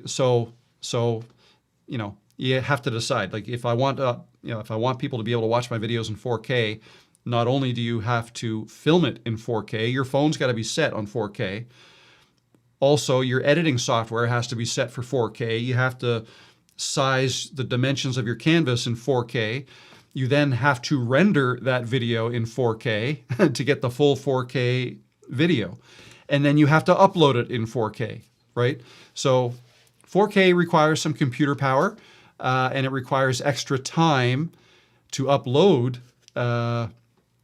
So, the better your internet connection speed, the faster that'll happen. All right, so I hope that helps. Let's see. Rob, how about a video use only the basic Canva options and build a simple thumbnail? You can use Canva to build a simple thumbnail. Absolutely. Absolutely. You don't need the pro version. What do we record into? CapCut, Final Cut, or just onto the app on the phone?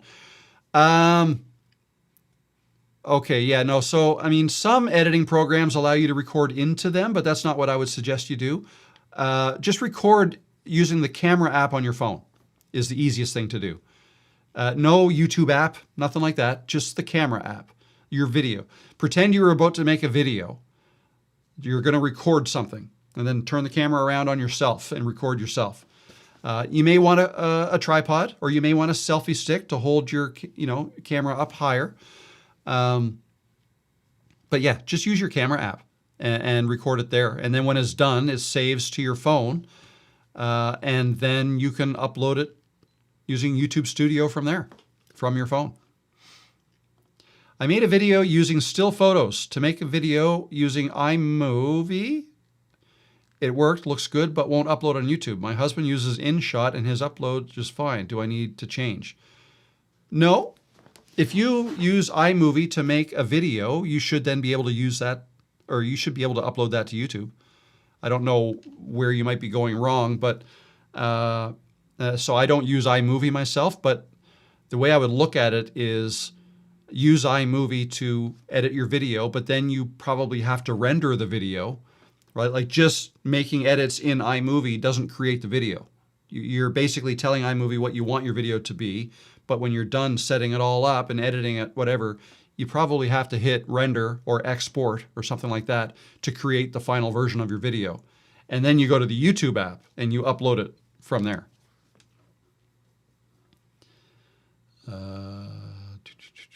Is it a good idea to make my first long-form video an introduction video? You can do whatever you want, but and I think maybe I already answered this. An intro video by itself doesn't usually do very well. So it depends. Like if that's what you need to do to get yourself making videos, then by all means do that. But what I think a better idea might be is to actually pick a topic that people might want to hear about and make a video about that, you talking about that. And maybe at the end of that video, you can say, by the way, my name is Miko. Thanks for watching. And if you have any questions, let me know down below. I'll see you in the next video next week or something like that. As a 30-year retired massage therapist and an instructor, I want my focus to be on newly graduated students or new therapists just starting out and needing help. Is it too narrow a channel? Absolutely not. No, I think that's perfect. That's a niche. People who want to know information about that stuff will search for that, or YouTube will find them for you. No, I think that's great. I think that's great. Got to remember too, even small niches, right? A small percentage of 8 billion people is still hundreds of millions of people. So yeah, no, that's not too small at all. Question, I started a brand new channel called Learn a Little About a Lot of Stuff. Life skills and home ec. It's like things with memories from the 70s and 80s and teaching simple things like sew a button.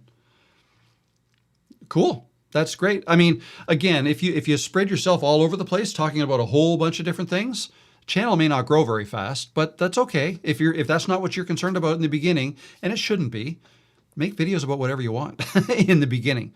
It helps if you stay on topic, but you know what I mean? And I know there are channels out there where people are kind of all over the place and maybe they're doing well, but they probably didn't start off that way. They probably started with a focus on one thing. And as time went on, people started asking them to do videos on other things. And before you know it, they are all over the place. And you know, so you can kind of grow into something like that, but it's usually best to start with a narrow focus. Okay, I answered that. I got to 400 subscribers last night with majority shorts, some longs. Can I convert to just longs, you think, or start a new channel? Yeah, I mean, this question's asked to me many different ways, but it all comes back to the same thing. If you want a long form channel, don't make shorts. Just make long form videos, right? If you get shorts subscribers, they may not watch long form videos. So, but yes, you can switch and start making long form videos, but your subscribers may not follow you. You may be starting from zero with your subscribers. So yeah, they're two different audiences, typically. Question, my very first comment on my very first video was very nasty. That sucks.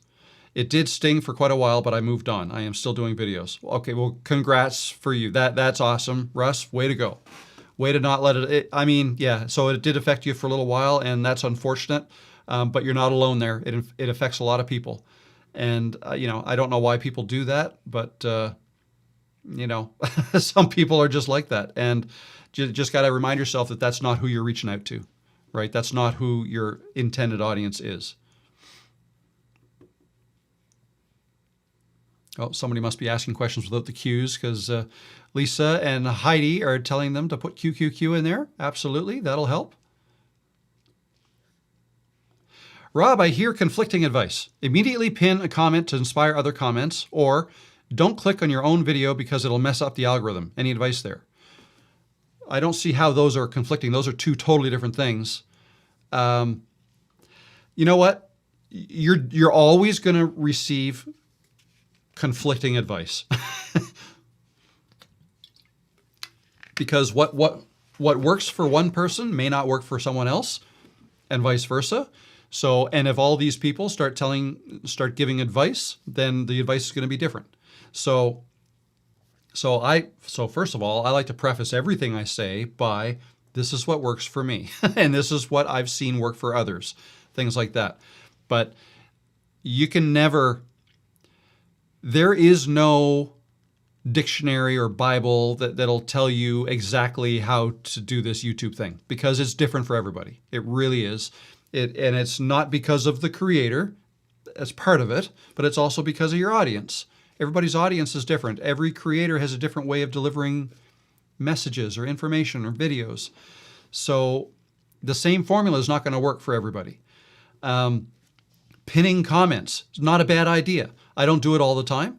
I do it sometimes. I do it when I think it might help.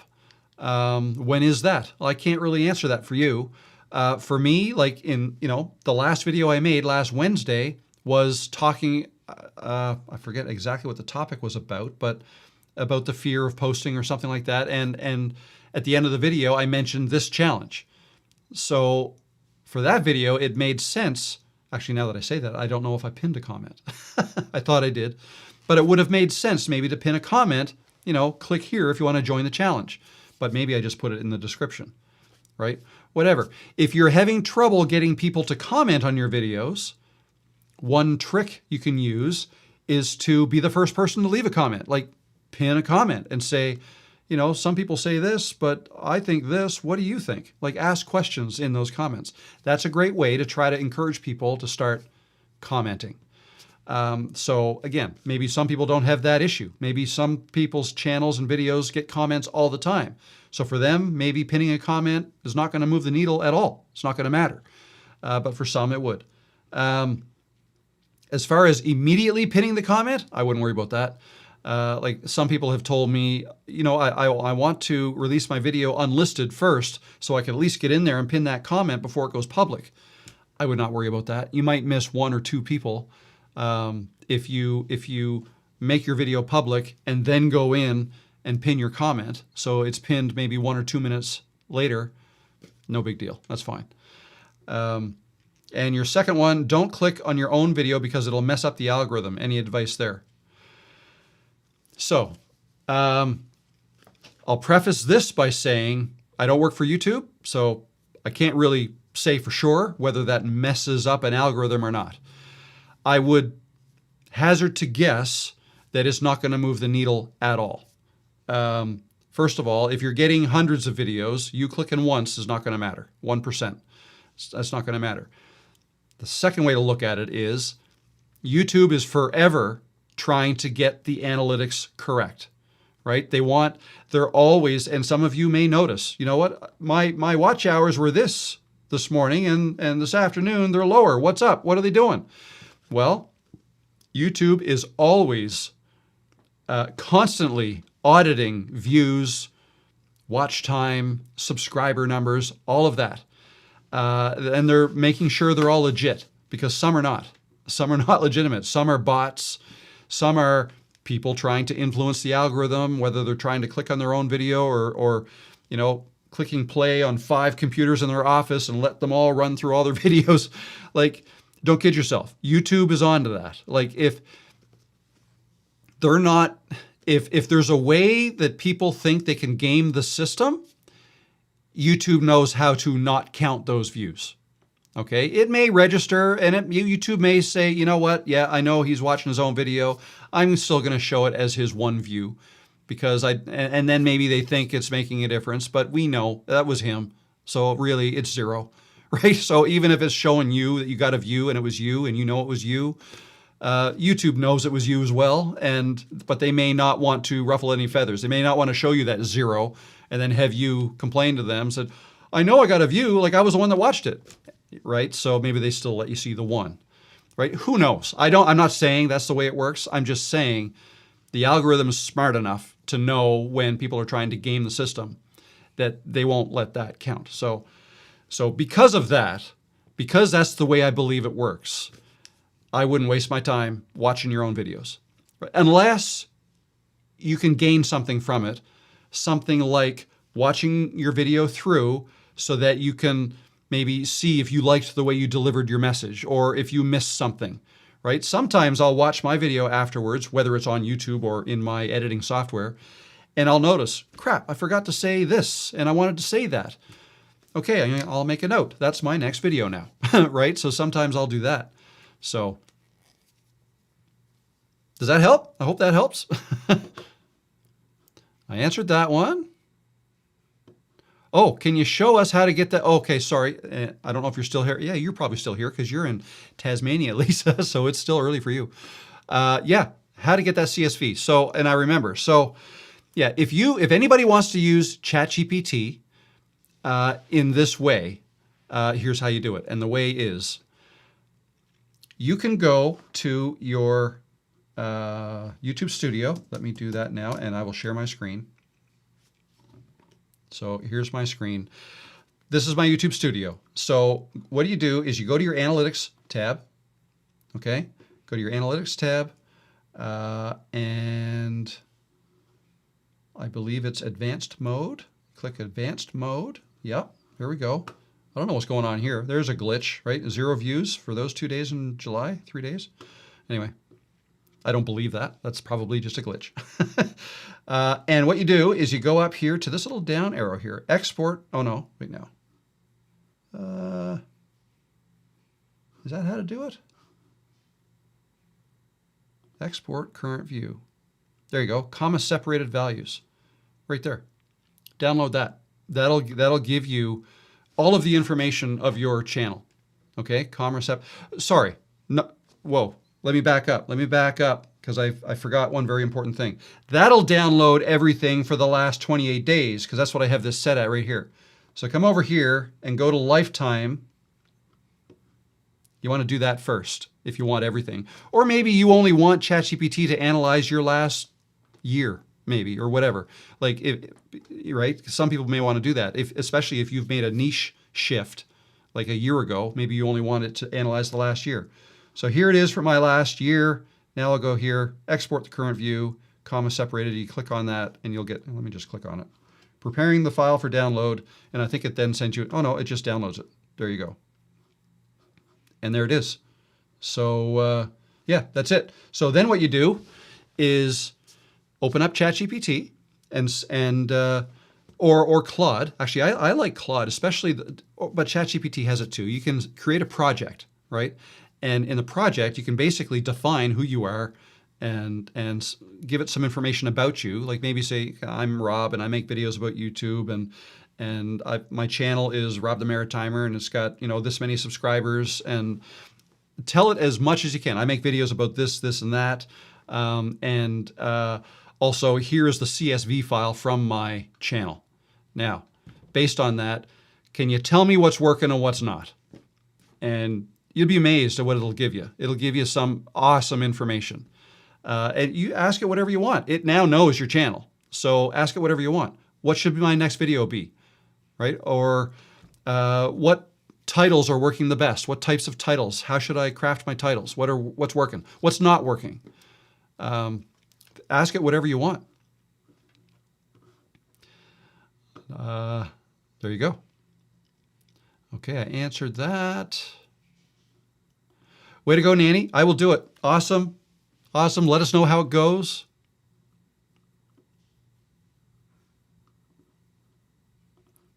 Just got a YouTube video takedown email for terms of service referencing a community post that's still up.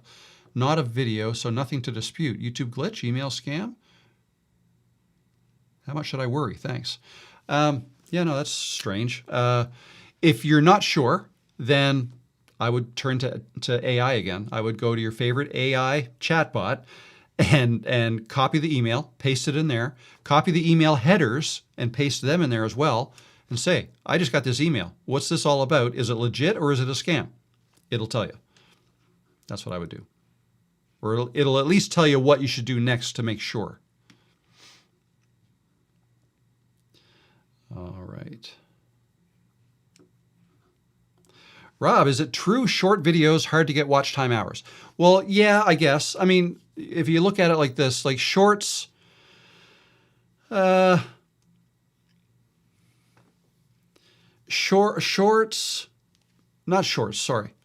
videos, people can't watch them for as long because they're just not as long. So you're not going to get as many watch hours from them. But people do tend to watch shorter videos more than they watch longer videos on average. That's what I've noticed anyways. But so you kind of have to do the math. I would suggest try both. I've done that. Like I've made videos anywhere from 59 seconds long form to, I don't know if I've gone over an hour or just under an hour. I've made them that long. Just to see, right? So, yeah, it depends on your channel, and it's something that I would experiment with. Let me put it that way. So, but yeah, it'd be harder to get if watch hours is what you want to get. If you're not having trouble getting subscribers, but you want to get more watch hours, then yeah, maybe make longer videos. Do live streams. That'll really increase your watch hours. Live streams. Okay.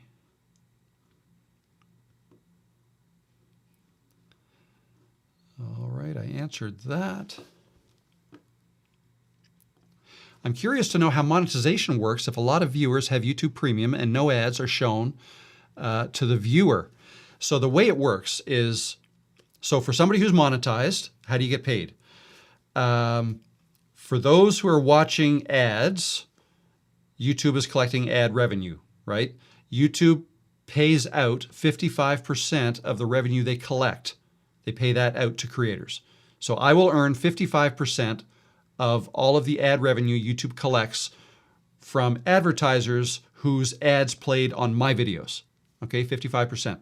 Now, what about the viewers who are watching my videos and have paid YouTube a premium to not have any ads?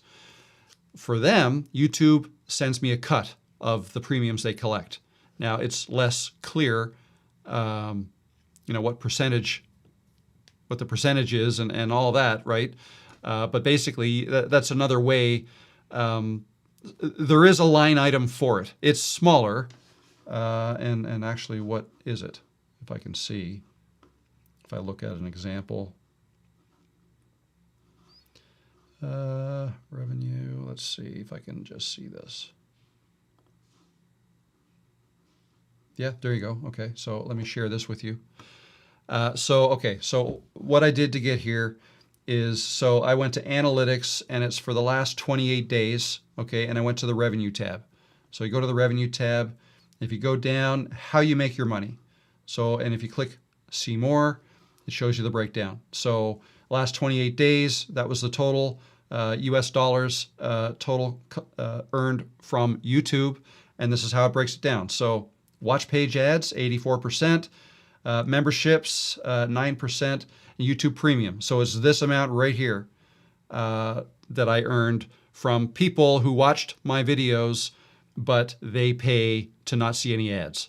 So it's only 7% of the total, but it's something. So they do pay something. I don't know exactly how they arrive at the amount. And I don't think they even share that. So, all right. Beautiful pivot. Hi, Rob. Throughout your YouTube career, what was your highest and lowest upload frequency per week? And what differences in growth outcome have you noticed? So my highest, my highest sustained frequency was 3 videos a week, 3 videos, long form, and 1 live stream every week. So I would post a video Monday, Wednesday, and Friday, and went live on Tuesdays. That was my week. And I did that for a long time. And it was shortly after I started doing that I got monetized and things started to go well for me and the channel. I've since gone back to, right now, I think I'm only doing about 1 a week. I'm trying to do 2. It's rare that I do 3. It's been a long time since I've done 3, but yeah, it helps. Like, again, it depends on your content, but like when I was doing the 3 a week, it was mostly how-to videos, how to edit certain things in video, video editing, how to do things in Camtasia is what I was doing. Or if it was, once I made the shift to making YouTube content, I still stuck with 3 videos a week, but the videos were, they weren't that long. They were maybe 7 to 10 minutes on average. So 3 a week, if they're shorter like that, that's fine. For me, I've got to think of the audience too, of my viewers. Like, my viewers don't want to watch me talk for an hour 3 times a week. So I'm not going to do that. If I make a long video, it's probably just the only video of the week. So yeah, hope that helps.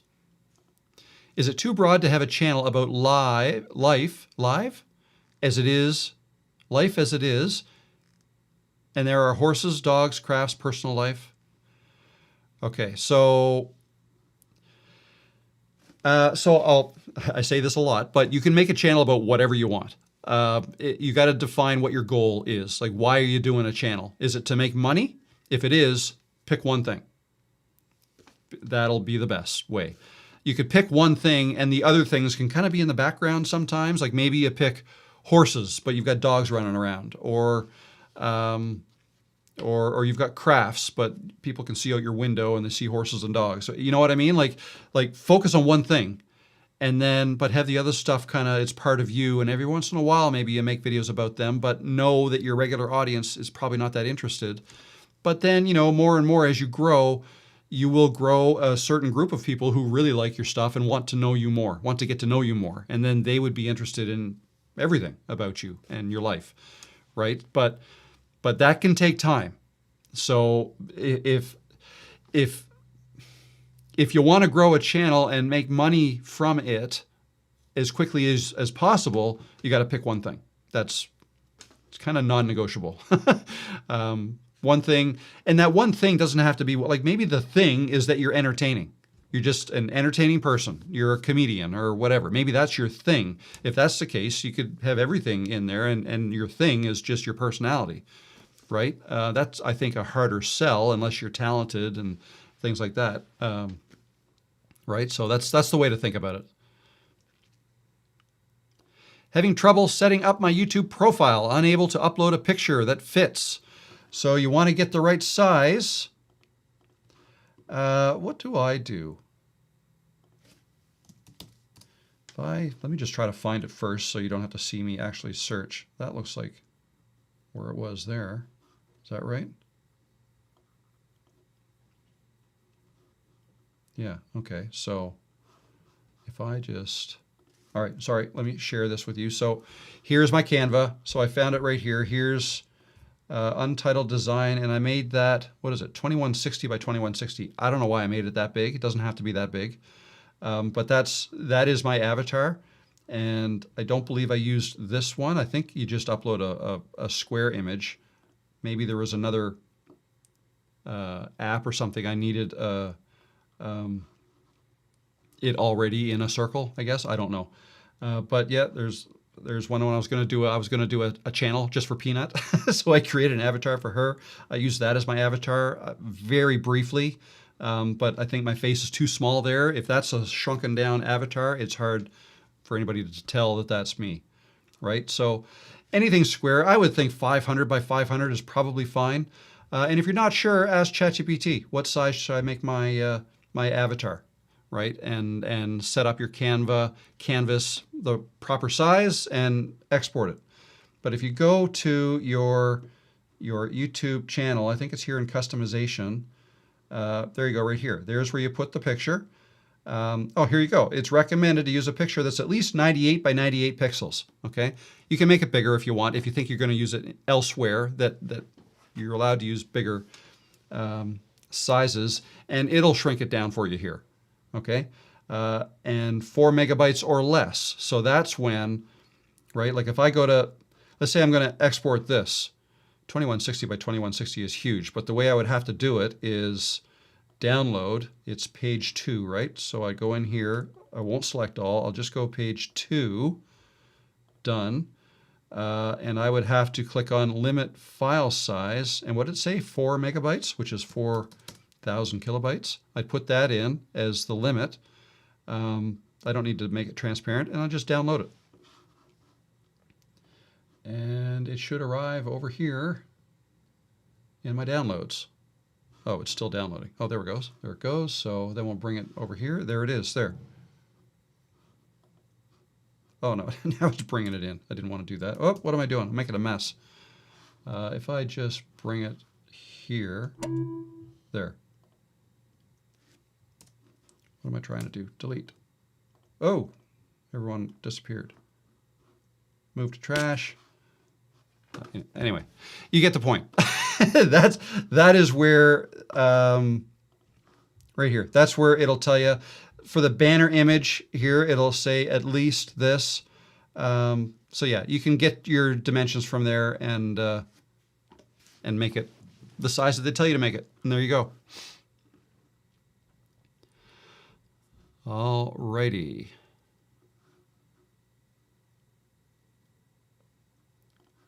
Right now, I have a YouTube channel and just watch the videos. Should I create a different channel to name it differently, reflecting the theme of the channel? You don't have to. I find that complicated. I know there are some people that create a different channel so that they can comment with a different channel. I don't know. I feel like I would mess up somewhere. So I just use the one channel to comment on and to upload my videos on. So that I think that would be easier, but you can do whatever you want. It's totally up to you. How do you add a watermark to your channel for videos? Let's go right back to this same screen right here. Watermark, you just scroll down a little further. You're still on the customization tab of your YouTube studio. On the profile tab, scroll down, right down the bottom, video watermark. That's where I got my hat. I put my hat in there, and you can click change and change it, upload something else. That's how you do that. This is also where you do your about section, right? So if you go to your channel, sorry, let me just go to my channel, the home page. The about section I'm talking about is here. When people click more here and 2 more links, both these do the same thing. It brings this up, your description and your links and the more info, right?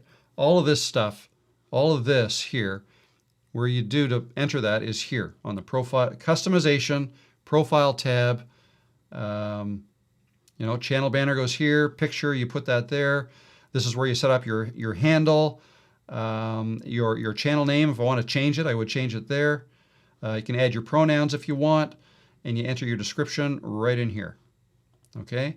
You can set your custom URL here, like this. And there's where you add the links. And then your email address can go here, and your watermark can go here. You don't have to enter all this stuff. You can enter some of it. You can enter some of it, or none of it, or all of it, whatever. But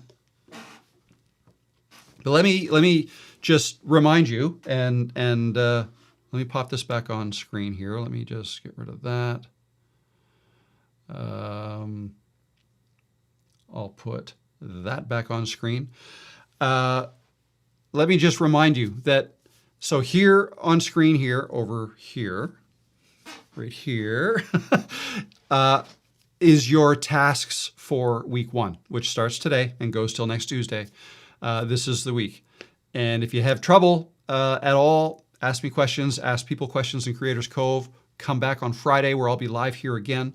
But here's what to do. Pick your niche, number 1. Just good enough for 3 videos. Don't worry if you're not totally sold on it. Just pick something. Doesn't matter too much. You can always change later if you decide you don't like it. Choose 3 video topics that you're going to make 3 videos on in weeks 2, 3, and 4. Okay.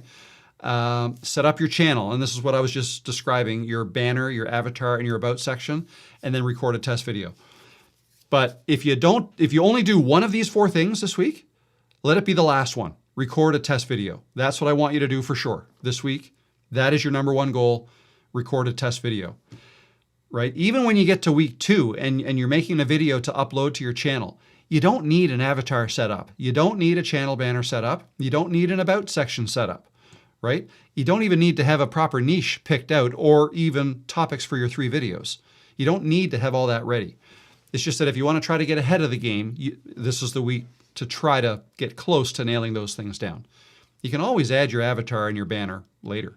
Like, you can add it after you've got 100 videos if you want. I wouldn't recommend letting it go that long, but right? So record a test video. That is your number 1 thing to do this week. And then once you do it, or even before you do it, as you're setting things up, go to Creators Cove and go into that room that I created for this challenge and see what other people are doing. And if you have questions or you're having trouble, post about it, and you'll get some help from others. So I'll just leave that on screen now for a little bit. How do I switch between accounts? I don't know how. You would do that by clicking, when you're in YouTube, click your avatar in the upper right. Click on that and it'll show you a list of all of your accounts, and select the other one, the one you want up there.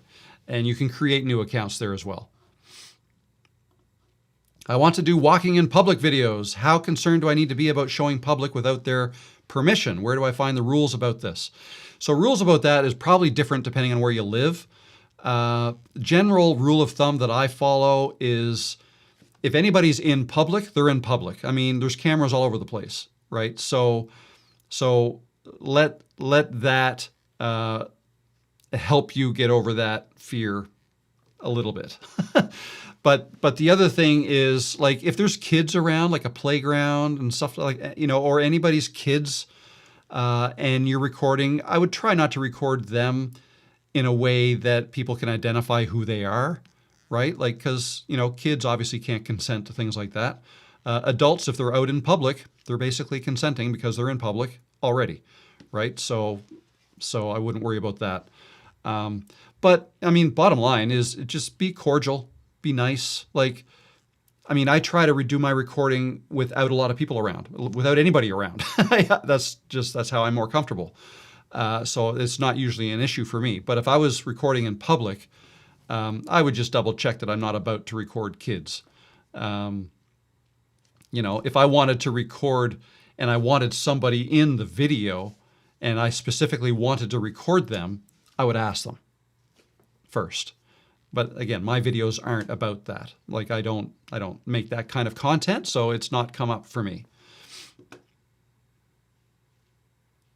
Is it possible to ban a viewer from seeing the channel and the videos? No, it's not. No, anybody can.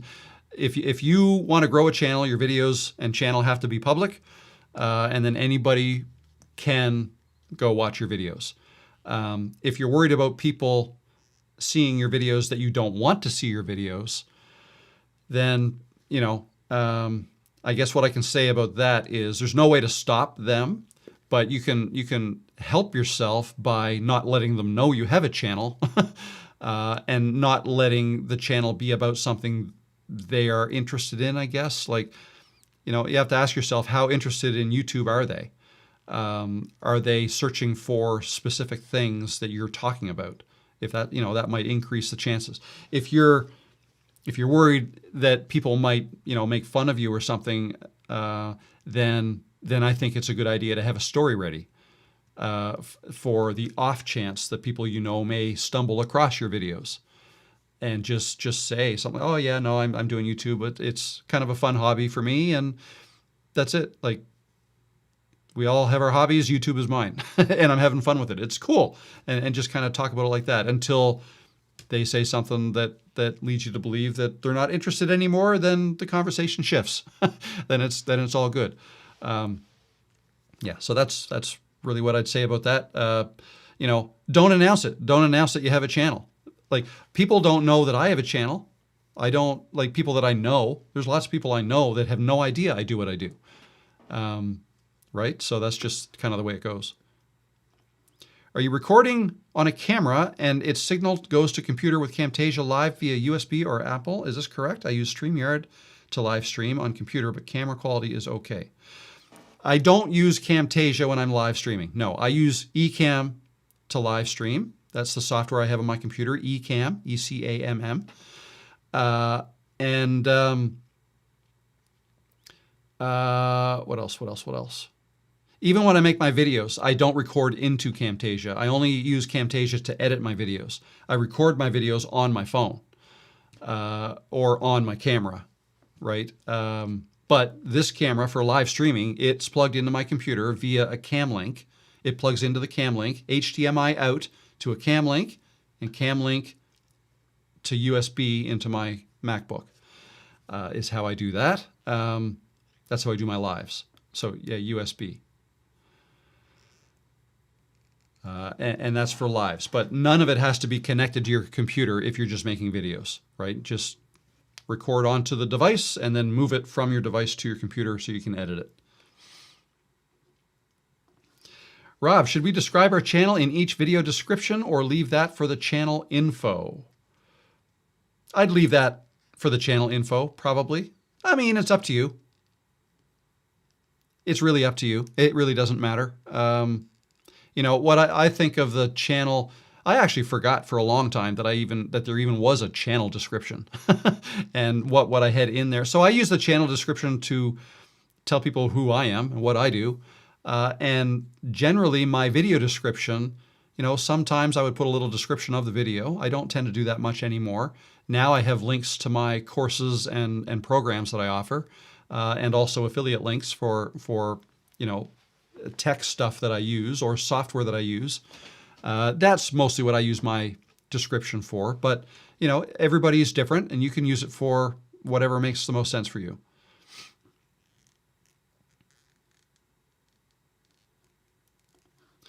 Hey Heidi, that pulls just the long form videos, correct? Into the CSV file?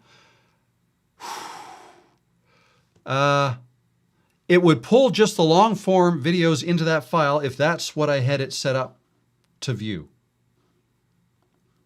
Does that make sense? So if I go back to here and go back to analytics, let's see. And if I go to advanced mode, it's whatever I set here. So if I go lifetime here and content, so breakdown content, it probably has everything. Yeah, like there, I know that's a short right there that gets a lot of views. So yeah, that's bringing in shorts as well. But if I only want long form, I can tell it, breakdown, content type. You know what? I'm just kind of fumbling my way through this right now. I don't know. My official answer, Heidi, is I don't know. I'm going to have to get into that because I think there's a video here that I should be making to describe how this works for real. So let me brush up on my, let me educate myself, and then I'll come back to you with exactly how that works. Do you use Prism or go straight to YouTube Live? I don't use Prism when I'm going live on my computer. I use Ecamm, and that goes to YouTube Live. Okay. When I live streamed from my phone, I did use Prism Live. I liked that app. And I can't remember exactly why. That's been almost a year since I've done that.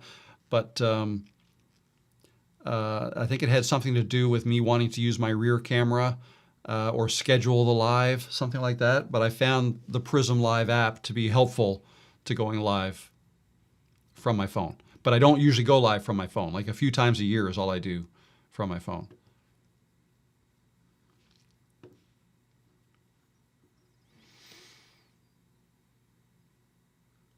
My challenge should be to do 3 videos a week.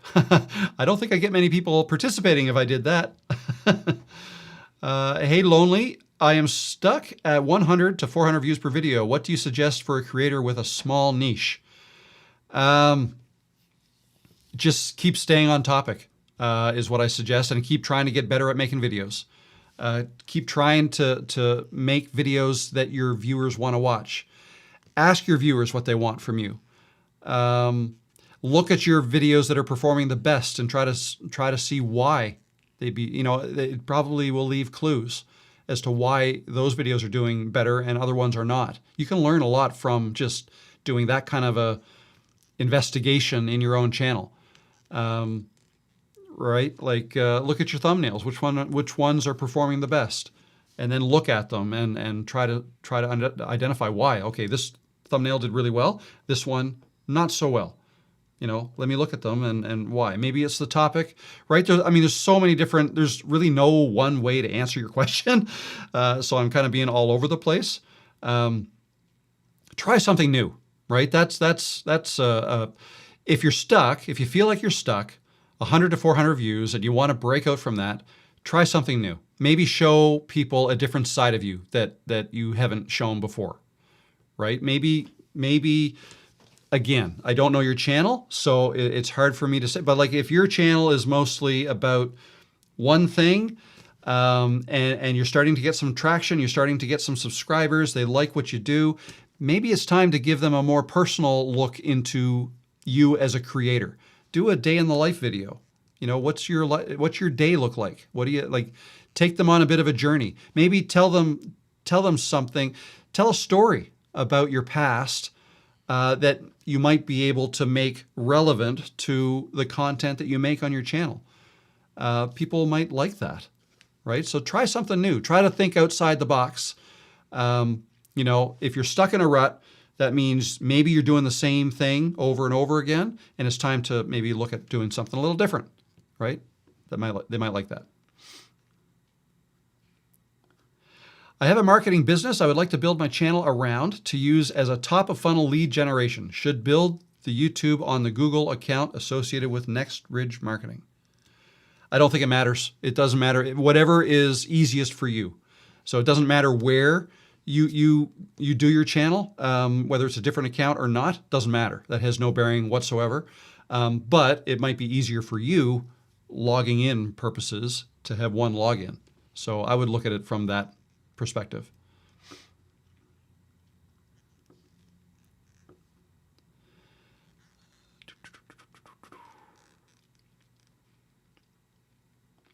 I don't have a specific niche. I am into many things. How do I pick something to talk about? You just got to pick one. I can't make that decision for you. If you're talking about this challenge, don't worry too much about the topics you pick. Just pick 3 things to talk about. If they're all relatively related, that would help in terms of the growth of your channel, but that's not necessarily what this challenge is about. This challenge is about us getting out of our own way and getting on camera, long form videos, face on camera, and getting out there and getting over whatever fears we might have in making content like that, right? That's kind of the purpose of this exercise. So if that means for you, you're going to talk about 3 different things in your videos, then that's fine. That's totally fine. This is not a let's grow our channel fast exercise. If you want to sprinkle a little bit of that in as well, if you also want, potentially have your videos do really well, then it would help if they were all kind of on the same topic or within the same niche, talking to the same audience. But that's not necessarily what I'm trying to get everybody to do here. But it's totally up to you. You can do it however you want. But I hear that a lot. I hear a lot of people say, I don't want to pick a niche. I like too many different things. I want to be all over the place. And to that, I say, great. That is totally fine. You can do that. There's plenty of people out there making YouTube channels, and they're all over the place, not one specific niche. Those channels typically don't do very well, like in terms of earning money. Some do, but I'd be willing to bet the ones that do, if they're all over the place and they're making, and they're successful making good money at it, they probably started out with a narrow niche, is my bet. Or they're just incredibly entertaining the way they deliver their content. That's a big helper too. But, I don't consider myself entertaining. I think that's not a road I wanted to go down. I don't think I'd be successful going down that road. So I decided to go down the helpful lane and try to make helpful videos. And I tried to stay within my niche. So that's the route I chose. So, but yeah, there's no rules. So there are some rules, but in terms of the type of content you make, you can do whatever you want. Like you really can. But see, the thing is, most people who come to me and say that they want to make whatever they want, also want to make money at YouTube. So there's a disconnect there because both things can't be true at once. So I hope that helps.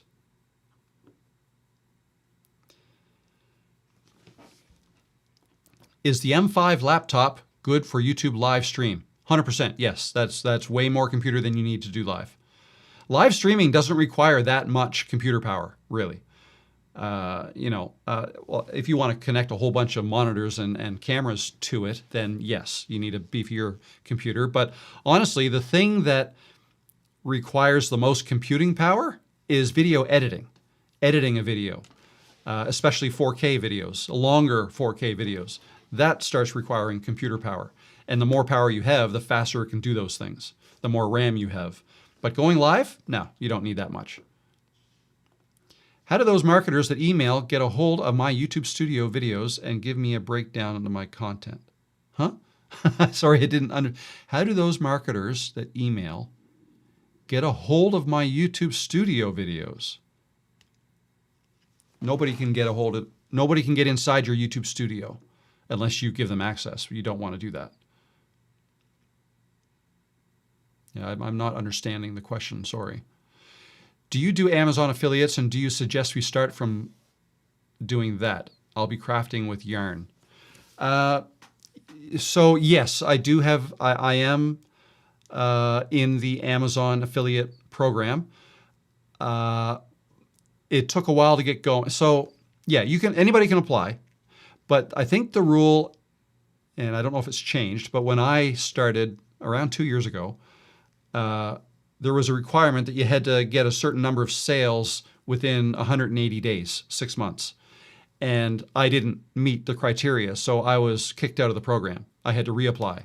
And then 180 days came and went again, got kicked out again. So it's, if you think you can get some sales, and you're ready, then go for it. But I'll tell you, for me, it took 3 tries before I actually started earning enough commission that it stuck and I stayed in the program. So keep that in mind. But yeah, I do it and it's great. I mean, I probably earn, I don't know what it is, maybe $1,000 a year from my Amazon affiliate program. I don't promote a lot of things. I've got links in my video descriptions, but I don't do like product reviews typically, that kind of video. And it's those kinds of videos that perhaps the creator could earn more from affiliate sales. I know some creators make the bulk of their money from affiliate sales. I'm not one of those though.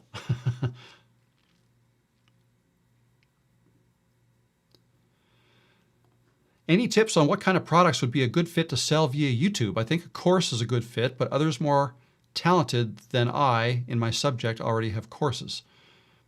Don't let that stop you, right? It's not necessarily the talent, it's the personality too that wins people over. So keep that in mind. The kinds of products, it's all over the map. You can literally sell anything with a YouTube channel. It all depends on your niche, what you're talking about in your videos, what products might relate to that is what I might look at getting an affiliate program or sign up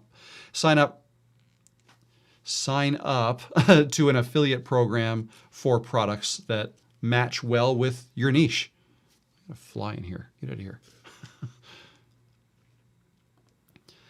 Here's a good question. Do you listen to much music during the day? And if so, what kind? I love all kinds of music. I quite often will have like just lo-fi beats, something like that in the background here in my office or on a walk or jazz, quite honestly, and which I'm almost half smiling and laughing as I say that because, you know, like growing up and the music, my favorite kind of music is like hard rock or glam rock or right? Like I like Guns N' Roses, I like AC/DC, I like Triumph, I like April Wine, Rush, like stuff like that is what I grew up listening to.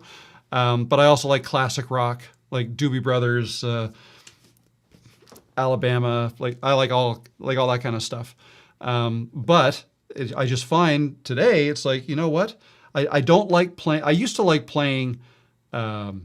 I used to like being the DJ at like parties and stuff. Like I want to listen to the music I like, and I would listen to this song, guys, and I'd put another song on, and that was me. And I listened to it loud in the car,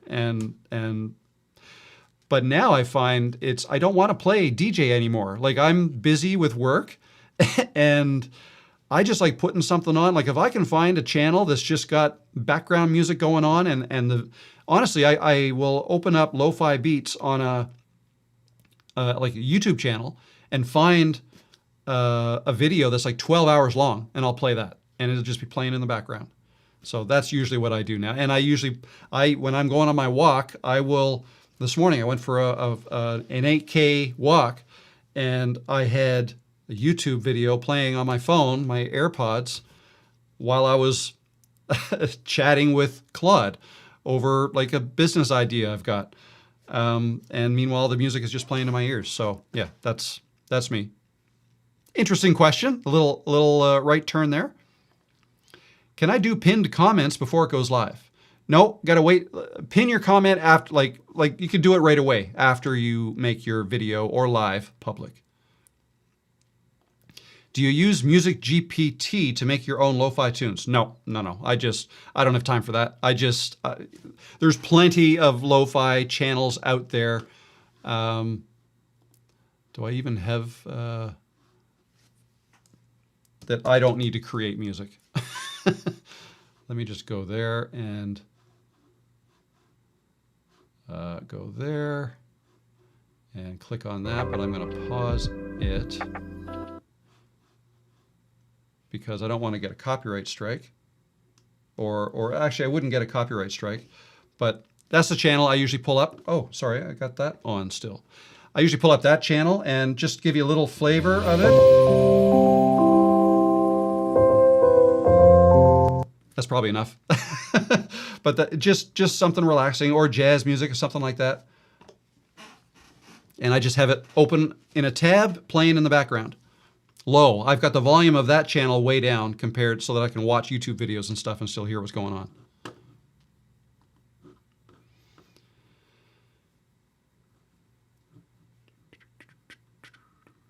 How many bullet points can a niche description be? As many as will fit. Are you talking about in your description for your channel? Let me see. If I go back to customization, down here, description.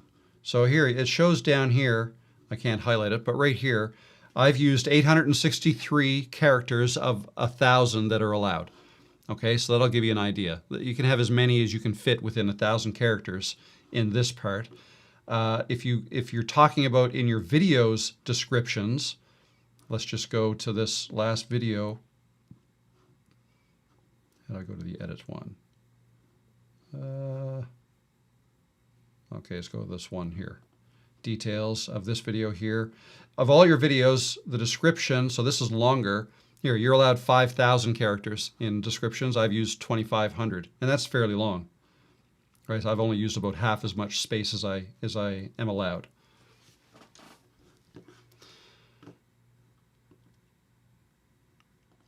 Wait, you have never received those emails from marketers offering to help with subscribers and views? They screenshot my video of what I see in. Oh, sorry. Yeah. Yes, I've received those.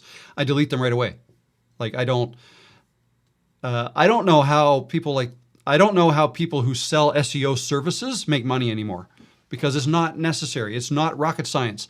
Ask ChatGPT; it'll spit out everything for you.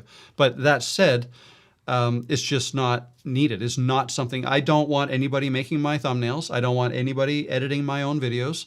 I want control of all of that. Now, I understand some people don't like editing, so they'll outsource that to other people. That's fine. That's not me. But I do get those videos or those emails daily, and I delete them.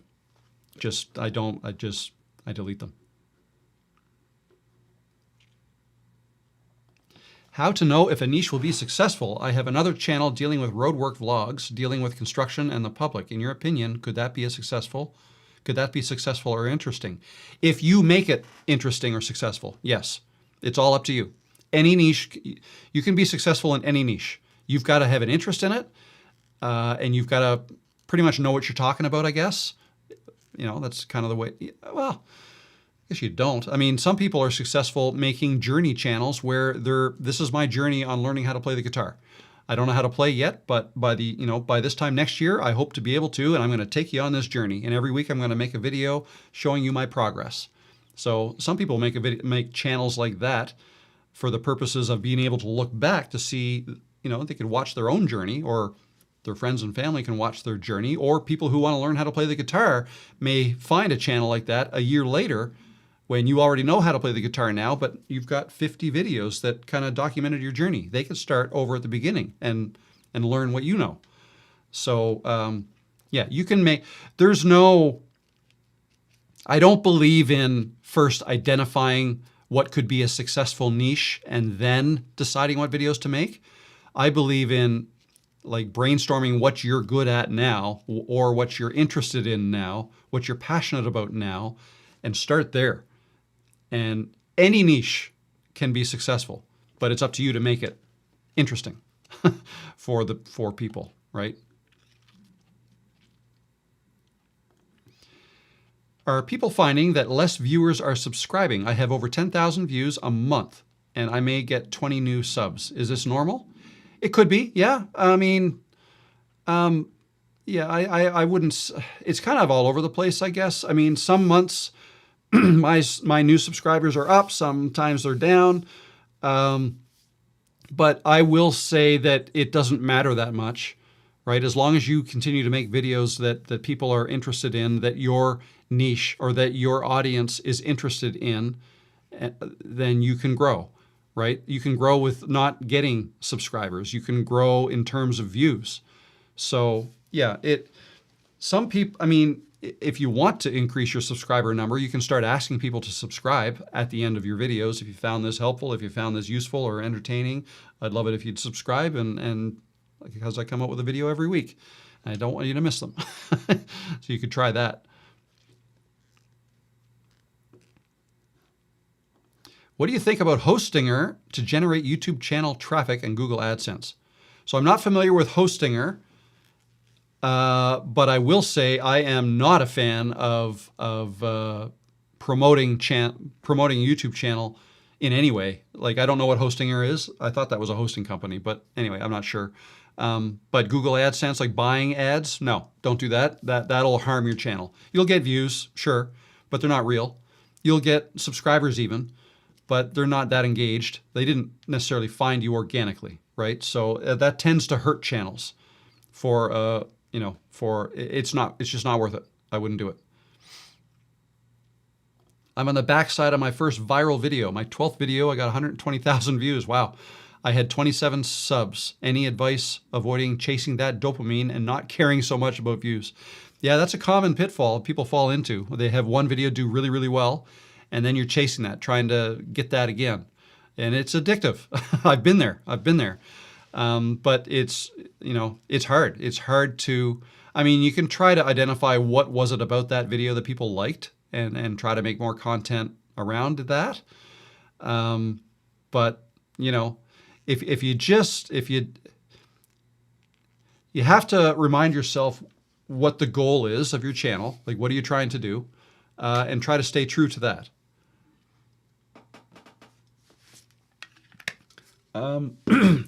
Excuse me. Yeah, I don't know. Just maybe don't look at YouTube Studio so much. Don't look at your analytics so much, and just make the videos that you think your audience wants to watch. Consider growing a community and going live. Right? I don't know what else to say other than it's awfully hard to follow. Like, quite often when a video goes viral, we don't really have that much control over it. It might open our eyes a little bit in terms of, oh, that's what they want me to talk about. Okay, I can talk a little bit more about that. Another thing to think about is if you got a bunch of subscribers from a viral video and they're new to your channel now, that might be the only video you have that they're interested in. So maybe give them another one, right? That's another way to look at it. Question, the niche for the challenge? Then it's whatever you want it to be. Totally up to you. You pick it. Because it's going to be different for everybody. So you pick what niche you want for your channel. Totally up to you. Pick. I don't know how else to say that. Whatever you want to make videos about is totally up to you. This week is just getting yourself on camera. I'll put that graphic back up again. Make a video of yourself. It's a throwaway video. It's just to get used to filming yourself. That's all you got to do this week. Okay, there are some other things you can do there, your avatar, your banner, and all that. Picking your niche, choosing your videos. If you're having trouble with that, don't let it stop you from recording that one video. That's the most important thing, the last thing on that list.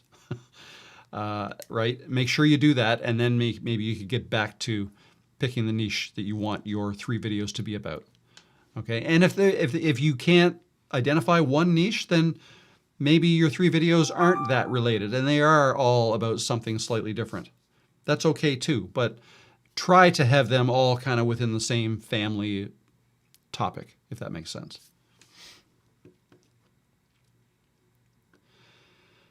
Hostinger makes a website for you where you can have blogs and Google AdSense and affiliate marketing links. Yeah, so that's a totally different thing. That's, yeah, so like a blog, sure. Okay, yeah, so Hostinger, as I thought, it's a hosting company where you can have a website and blogs. Yeah, so what was your question about that? What do I think about it? I think it's something totally different than YouTube. It's not my specialty. I don't do that. I don't blog. But it is something else you could do online. And you could connect it to your YouTube channel, sure. Or you can use it to, I wouldn't use it to promote your YouTube channel, but I mean, you could embed YouTube videos on web pages hosted at Hostinger, I suppose. You could do that if that fits. Absolutely.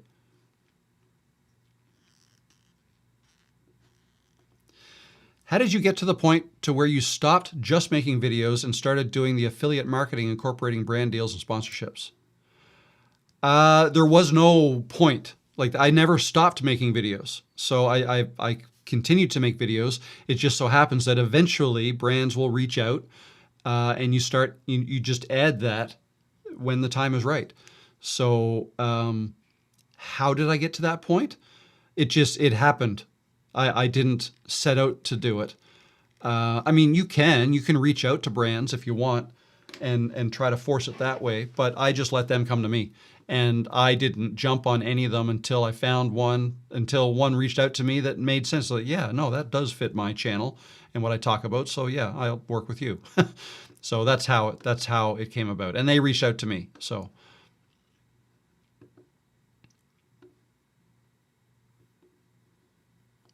Is search-based content still viable? I think so, yeah. Like every once in a while, I'll have a video that does well based on search. In order for that to work, the title probably has to have, text in it that people are searching for. I think as time goes on, though, it'll be less and less viable as AI starts taking on more and more of that workload, providing people with the answers they seek on the internet.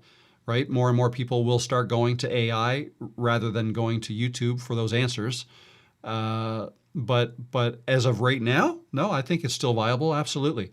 But I do think a day is coming that, for just information only, if people are just looking for information, they'll be able to get it from AI much easier, much quicker than watching somebody's 20-minute video. That's why I think the best way forward on YouTube, if you want to make videos, is to put yourself in your videos and not make just search-based stuff that AI could make, right? I don't know if I might have made some assumptions there about what you were asking, but I hope that helps. What do you think about vidIQ? I think it's a great tool. It's a great tool. But with any tool, they're there to help you. They're not preaching the gospel. Like it's not like this is the way or the highway, or my way or the highway, right? It's a tool you can use to help research your channel. It might help you with titles. I love vidIQ's free Google Chrome extension that'll show you like historically how many views a channel has had or how many subscribers a channel has had and how they got to where they are today. I like that tool. That's great. And it also shows you things like how many subscribers a commenter has on their channel. Little things it adds to YouTube Studio and YouTube that I really like. So yeah, no, I like it. Another question, same thing. Is it worth it having vidIQ? It may be for you. I have it and I like it. I don't use it all the time, but that Google extension I do use all the time, the browser extension, and I love it. Thanks for the push to do this. Many of our age don't have as many pictures of our kids in the past as ourselves as a memory. Valid point. Yes, and that's one of the reasons that I think this is such a fantastic opportunity that we have today, YouTube being the platform we can use to deliver videos of ourselves to our family and our friends. I think it's fantastic. Even if it's not something you do to make money, you might just want to do it to document your life, to document major events, weddings, birthdays, barbecue weekends, whatever, right?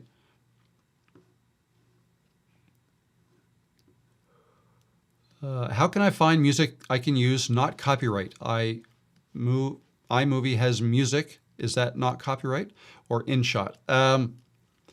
I'd be careful with using music that's provided within the editing software, because oftentimes it's not really free. They want you to use it so that they can make money off of the AdSense or the ad revenue that your videos are generating. So the safest bet is you got to pay for it. Or use YouTube. Like YouTube has a library. You can use their library for free. The selection is not that great. I use Epidemic Sound and I pay for it. And when you're paying for it, that tells you right there that you're paying for the right to be able to use it. So that's really the only safe way to do it, and you know, be able to earn money from your own videos.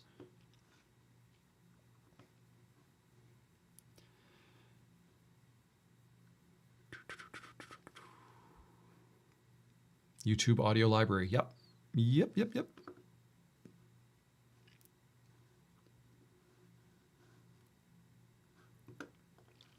It's extremely interesting you just said that. This was the exact advice. YouTube went back and forth with me on this very topic. It breaks the fourth wall and allows the viewer to give immersion.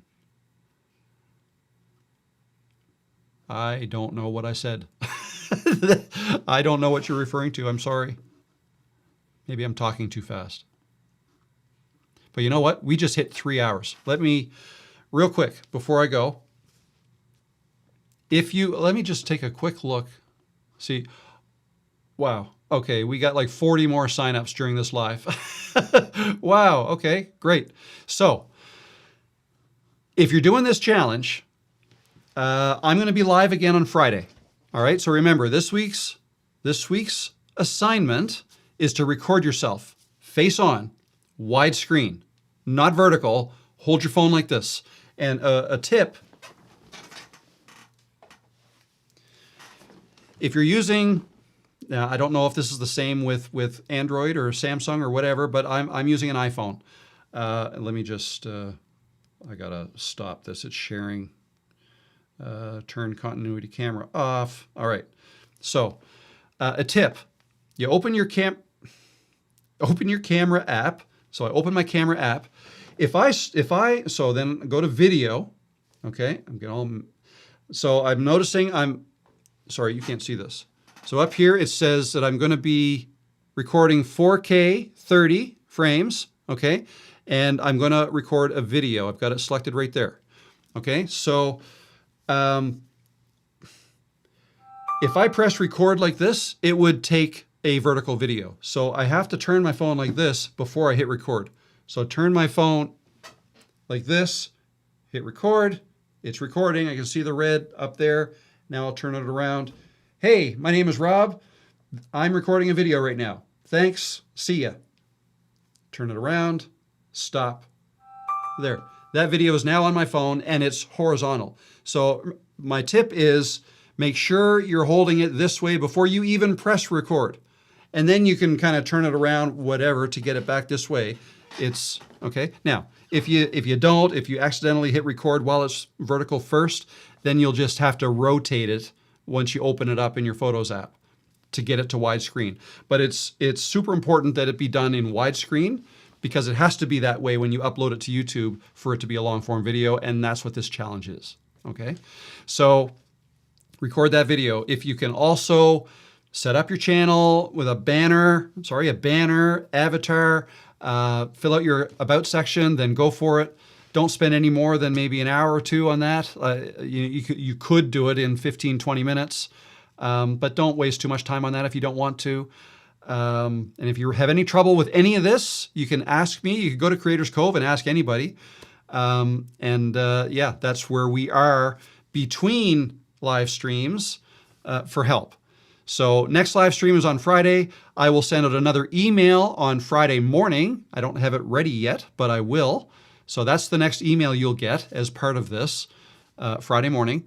And then live Friday. And then what else? Oh, I think I'm going to have a video tomorrow. What was that going to be about? I wrote it down. Overcomplicating YouTube. That's all I'll say. I'm going to make many people are making it way more complicated than it has to be. Right? So good luck with it. Again, any problems, let me know. I hope you enjoyed this live stream. I hope you found it helpful. And any questions, just let me know. That said, I'll see you next time. So Friday is going to be live and then next Tuesday again. All right. Week 2 will come email Tuesday morning with week 2's homework, and that's going to be, I'll just tell you right now, you're going to make a video that you're going to post on YouTube, and I'm going to help you do that. All right, guys, take care. Good luck. Have fun. I'll see you next time.